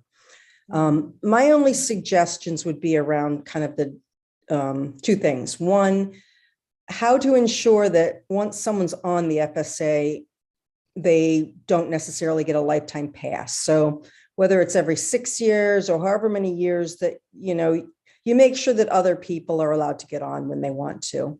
I don't know how you would do that, but that's just a suggestion I have. And just one more thing, sorry. And then the other thing is that when it comes to proficiency testing, if we vote on that or not, we all change over time, and people's eyesight may go, other things may go. So I wouldn't just assume that because someone passed it once that they would never need to retest. Yeah, well, so on your first question, I think, I'll be honest with you, if someone can't see, they generally don't hunt. So I'll get to that vote in a second. Yeah, I would just say if anyone was like my dad, they would never admit they couldn't see, and it comes slowly. So it's or maybe they don't hear as well. As we get older, or we have other medical issues, or there's all kinds of issues. I just don't think we should assume that someone of any age is going to have the same level of proficiency that they did maybe 10 years ago. Understood. And then back to your first one, there are 35 members. And I would say just out of just a guess, probably only less than half of those 35 hunt every year. So there is an opportunity here to split the membership and add members that are non-hunting members and then have members that are hunting members. So we can grow the membership in the future. So that might be something we could talk about in future years or months or whatever. Yeah, that might make sense if people, I love the fact that people have to kind of sign in for an area, and I'm guessing you only have one person per area. So you do some things to make sure that people aren't going to shoot each other. Yeah. So I neglected to say that in the 12 years, there's never been one safety violation for anyone in the FSA. We have a very good record, and we're very safety conscious as well. Any other questions? Well, I do have one more. So Sure. The volunteers are fantastic. It does tend to be the same people. But if I look per hour per member, it's about 6 hours a year.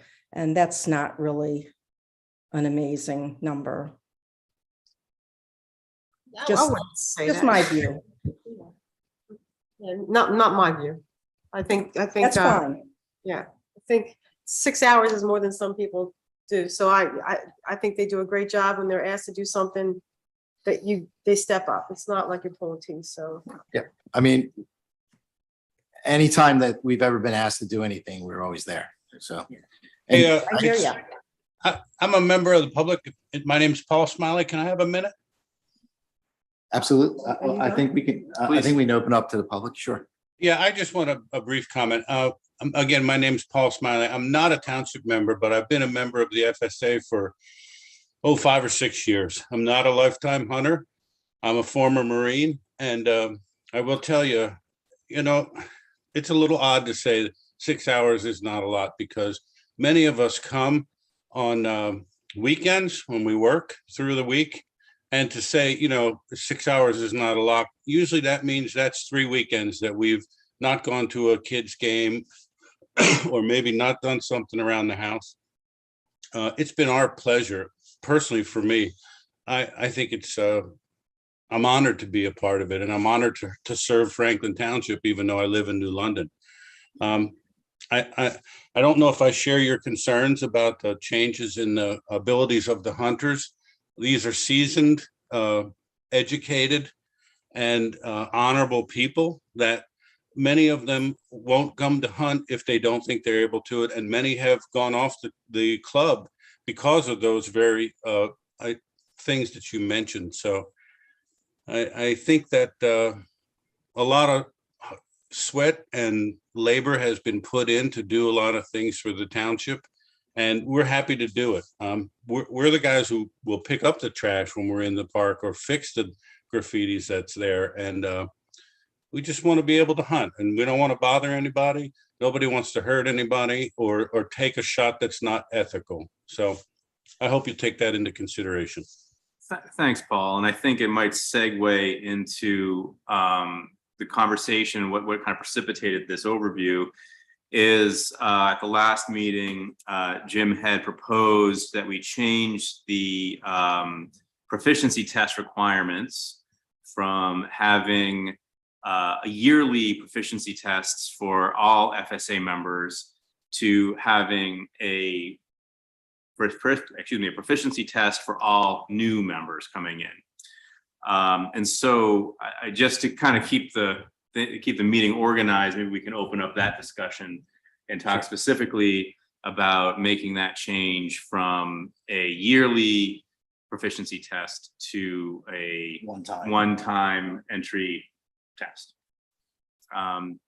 So I don't know, Jim, I think it's your. Yeah, so I mean, just to keep it pretty short, I had called a number of different hunting clubs, different ranges, and most of them don't even have proficiency tests, but anyone that did have one, it was only a one-time and done thing. Even Southern Chester County, which is right up the road here, the closest one to us, it's a one-time and done thing. To join, and you never get tested again. So with the last few years and the shortages of ammunition, the cost of it, the not necessarily having a place to go and do this for 35 guys every year, we wanted to basically say that anyone who has had a proficiency test done already is already grandfathered in, and any new people will definitely have to take a proficiency test as they join the membership each year. I know we have a couple people that would that volunteer their properties so that we can do that on their property. The proficiency test is to shoot a shotgun slug at 50 yards into 3 out of 5 into a pie plate at 50 yards, and to shoot a archery 15 yards into a pie plate, 3 out of 5 arrows. We've never had, to be honest with you, in the 12 years that I've done this, we've never had anyone fail the proficiency test. So it's kind of redundant year after year after year to keep doing this. And so that is the ask. If there's any questions or any other comments about it, I can. So let's just go around the horn and have people kind of give their impression, and then we can talk about a vote. Can I say one more? Can we just hold public comment? Let's just have the board go around the horn, and then that might answer some of your public comment, and then we'll open it up for the public for sure. Okay. Well, let's start with Nancy. If you have any further comment on the proposed change? Well, I wouldn't want to go from every year to never. So my view, and I think there'd be legal reasons to say, hey, every 4 years we test. I understand what you're saying, Jim. I understand the ammunition, et cetera. But to me, it's going from maybe overkill to nothing. So I would not be in favor of saying no more. Okay. Con? I'm not a hunting enthusiast myself, but that doesn't mean I don't believe in it. And I really am proud of the fact that, number one, we have a group that's limited number of people. I mean, you've got people that are already qualified in their hunting abilities, and that you have service hours to the township. I think that's all remarkable. And I found out tonight even more rules that you have, which I am even more proud of. So I think we've done a real service to our community with what we have. So, I mean, I don't think there's any harm in saying that the proficiency should just be a one-time. I love the idea of being able to do non-hunting members, because the thought of, like Mr. Smiley said, if they don't want to hunt anymore, then they're out. So I love that idea of having non-hunting members for that group. So, okay. Thank you. Donna? So I talk a lot, but I'm gonna just say, Dawn, I'm sorry. Dawn, you said it for me. Everything Dawn said is perfect. I'm supportive of your proposal, and I do like the idea of having the non-hunters so you can build the membership with the people that hunt. But I'm with you. Thanks. So one of the things that I did was take a look at some hunting related accident statistics. And I went to the Pennsylvania Game Commission, and there are two main reasons hunting accidents happen. One is the hunter fails to positively identify the target, right? They're just shooting at something that's moving. They don't know what they're shooting at. And the second one is failure to maintain a safe zone of fire, which is gun and movement, and then you transverse someone who's in your way. So you're moving out of your safe zone of fire, and there's someone standing there. Oftentimes that's someone walking in front of the hunter. And even those are the two most common types of accidents, they're actually pretty rare. It's one hunting accident in every 100,000 hunters. So you're talking about almost a 0% chance that someone's going to get hurt hunting.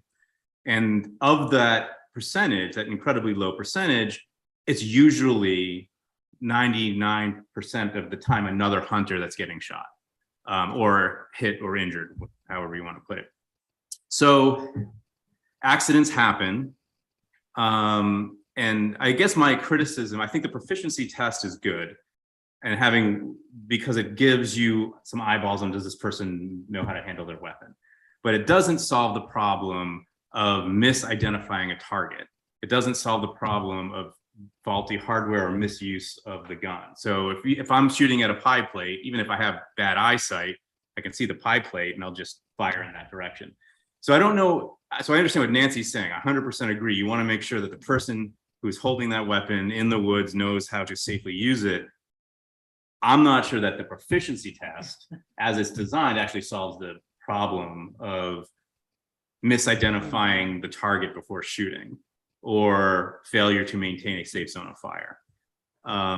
So my proposal, because I don't have a solution that would accommodate that other than some live fire event that we don't want to entertain, we go ahead and just have that proficiency test for new members and then kind of follow the best practices that the state of Pennsylvania and the Gaming Commission puts forth for hunters in the first place. So, you know, I know it's particularly for people who aren't familiar with firearms or with bows and hunting, it can be very scary because you don't know about this. But when you start digging into the statistics, specifically around hunting, it tends to be a very safe sport, particularly, you know, for both hunters and hikers and mountain bikers. So,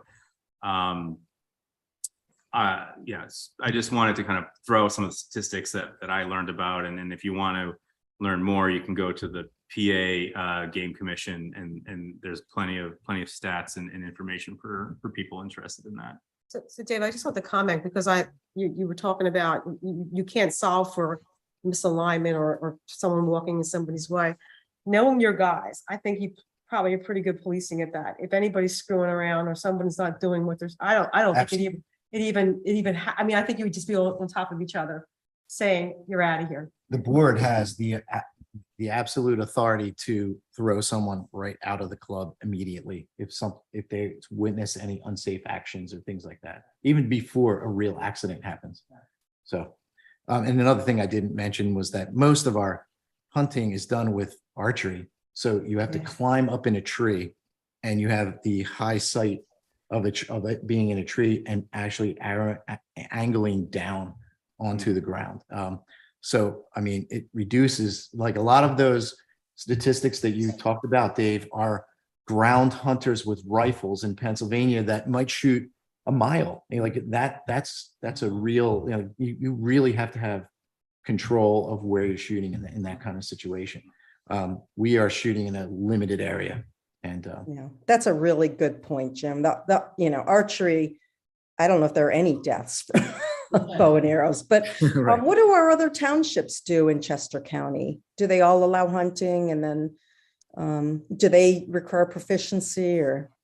That I couldn't find any like particular townships that allowed this type of hunting in preserves. A lot of townships don't have preserves like this. I know there's some big preserves up in northern Chester County, like what's it called?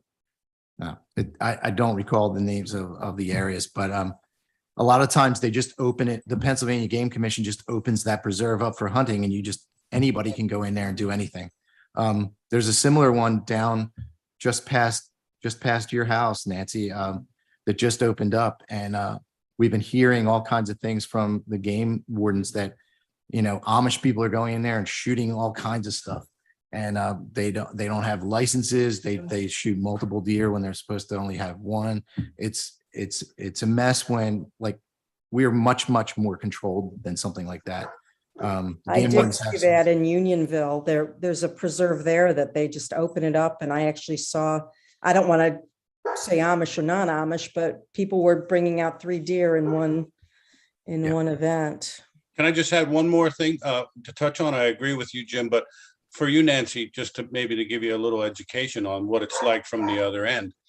You know, we're all guys who most of us have jobs and have work to do. And again, we are usually from an elevated position. And even if it's firearms, the parcels are small. So none of us are really shooting past 30 to 40 yards to begin with.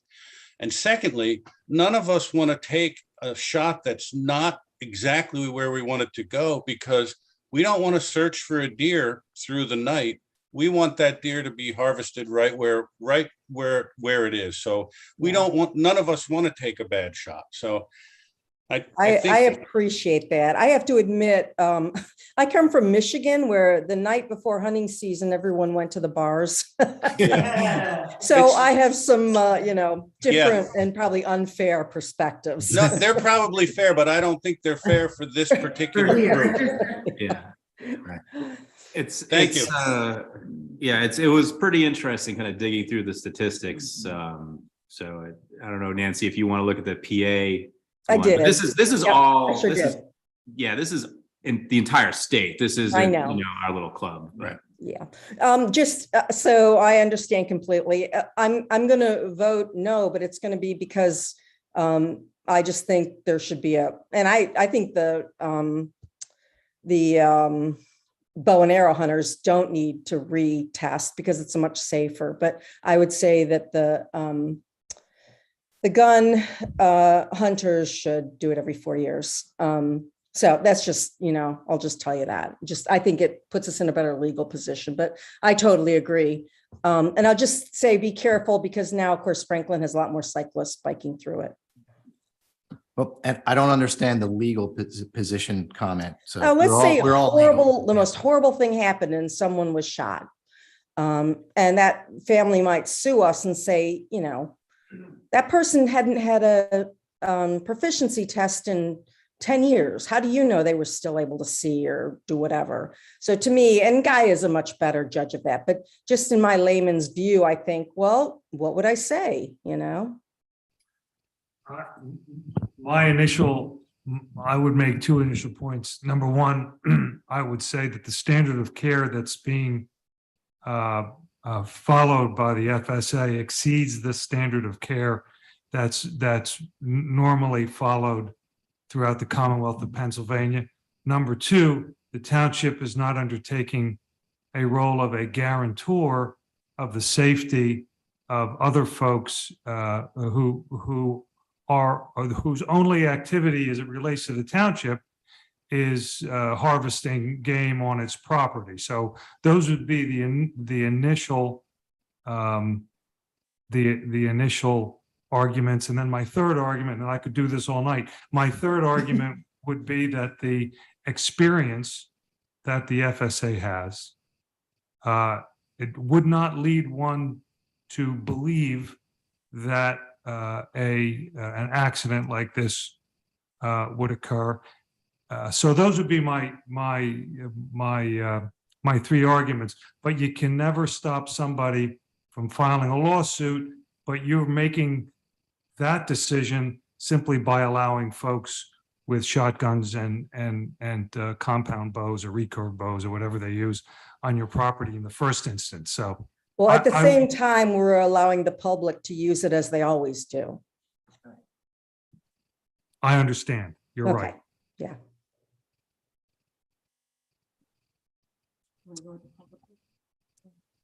Yeah, okay, so I think we've had a chance to deliberate among ourselves. Is there some public comment that we'd like to express?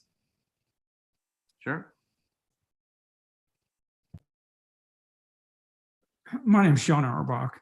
I've been a resident in the township for 44 years on the same property. I've witnessed directly every one of these proficiency tests since its inception. I hosted for them. And I can assure you that the behavior of the men in the FSA is beyond question. Their level of professionalism and safety is just above anything you'd expect. There's no concern about your safety in the way they conduct themselves during the proficiency test. Usually it goes over 2 days because we can only accommodate half the group. So it's usually a Saturday and Sunday affair. Related to the accuracy, I mean, they had to put 3 out of 5 shots in a pie plate. Very rarely does anybody do more than 3 shots, either with a bow or with the shotgun. So the level of accuracy is really right there. And like I said, their proficiency in the way they conduct themselves just indicates that they're just really conscious of safety. I mean, nobody's fooling around with their guns when somebody else is shooting. It's just really done very well. And I have witnessed it, every one of them, probably, well, more than 10 of them, I guess.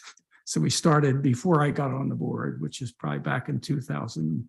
10 or so. Yeah. So I strongly support the resolution that you're talking about right now. So that's my comment. Thank you, Thank John. you. Thank you, John. Any other comments from the public? Comments on hunting, sir, or just open? Comments on the hunting, and then after that, we'll open up for other things. Okay, I guess we can move on. Okay, so I'll make a motion to approve the Franklin Sportsman's Association recommendation regarding proficiency testing. The requirement will state that in order to hunt on Franklin Township property after a member has passed the proficiency test, they will not need to retest as long as they remain a member in good standing with the Franklin Sportsman's Association. I'll second that. Okay, is there any more discussion? Okay. Any, and all in favor, say aye. Aye. Aye. Any opposed? Say nay. Nay. Okay. Motion carries 4-1. All right, Thank thank you. you, Thank you, everybody. everyone. Thank you, Jim. All right, good conversation. So now we are moving to our final public comment. This public comment can include comments on anything attendees might want to share. Commenters must state their name and whether they are a township resident or a taxpayer of the township. I open up to the floor. Good evening. I'm Pete Wilbur, and I'm a resident here, Franklin Township, for 33 years now. I am, and present tonight is the three closest residents, homeowners to 18 Huntview Lane. Owner is the Mozilla family. And also concerning me is rude behavior, legal bullying, and upsetting the laid-back country lifestyle I have known for 33 years now. Franklin Township, through the actions of their ex-inspection officer, name unknown, is complicit in this harassment of the neighbors. Just want to be on record to state that Franklin Township also has a responsibility to the other residents adjoining 18 Huntview Lane that we deserve protection from the Marcella family. Thank you. So I think we talked about the township's role in this dispute. And there really isn't much we can do between disputes between neighbors.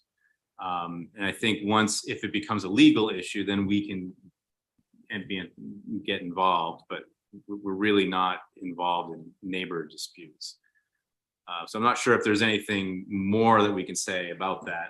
Guy, I don't know if you want to add anything, but that's already been said. Were you here when Guy made his comments out? I knew he came in late. Did you hear what Guy had said initially? I was in 2 minutes late. If I missed something, I am sorry. No, so did you hear Guy's No, response? you don't, please don't apologize. You didn't say anything. Mr. Kruzmeyer made a point of, or pointed out that another attorney in my firm is involved in a private dispute with the owners of 18 Huntview Lane.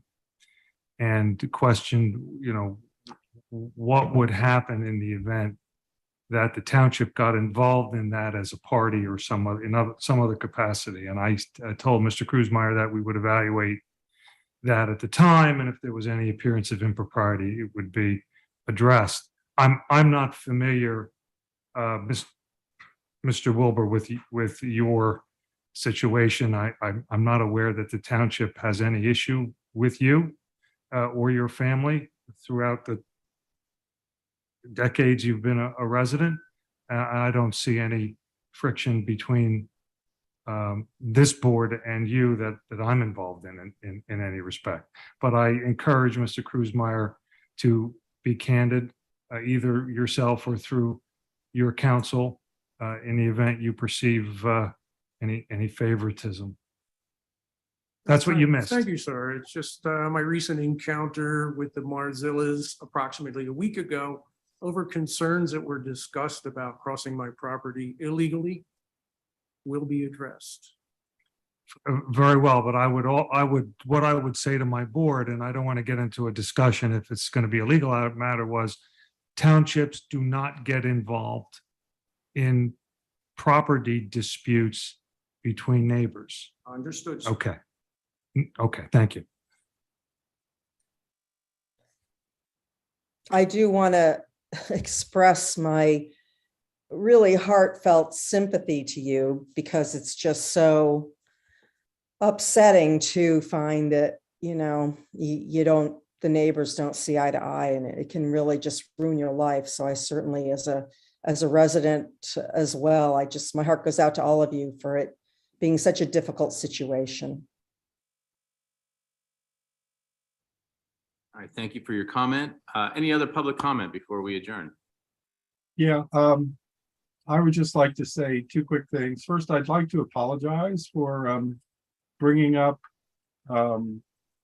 the issues with the ordinance this late in the game, but it was not something I had a lot of control over. I've been doing a lot of traveling, and I haven't been as active in the PC this year as before. And the one other thing I would like to suggest is it might be useful to residents and to non-residents if there's a quick link posted on the Franklin Township website to the hunting calendar once this is active. Because out of curiosity, when that was mentioned, I went looking for it and realized I had to drill down in order to find it. So Yeah, I think it that would be makes useful sense. for the community to put that sort of front and center on the webpage. Yeah, that's a good suggestion, and you don't need to apologize, Paul. It's good. They were good suggestions. Yeah, but normally I would be more on top of things, but I've just been doing a lot of traveling this summer. All right. Thank you, Paul. All right, any other public comment before we, oh, you had another, you had one more. I just want to reflect on some of my experience as a supervisor and a property owner over the years I've lived here. And these kinds of disputes over property lines and things, I think there are three ways to resolve this. One is that the neighbors who are involved in it seriously get together and work out an agreement among themselves as to how they're going to manage these property lines. Failing that, the second method would be to get their attorneys, who might come up with a solution they might not think of, to come up with some agreement that they can all agree to. Failing that, the third method is somebody will sue somebody and they'll take them to common pleas court, and the courts are going to resolve the issue. But as Guy suggested, the township's not involved in it. So I think just for the neighbors, somehow you got to work it out yourself.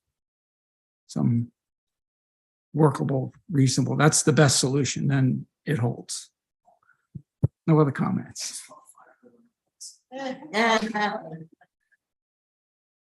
For the record, this is not a property line dispute.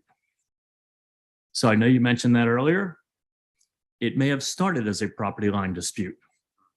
We are beyond that. There will be legal action taken. Your firm will be aware of it.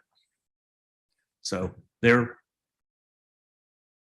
may potentially be a conflict of interest. The board should be aware of that. I am not going to make any further comments. I'll let my attorney do the speaking on that. But for the record, this is not a property line dispute. So we are living in hell. So thank you.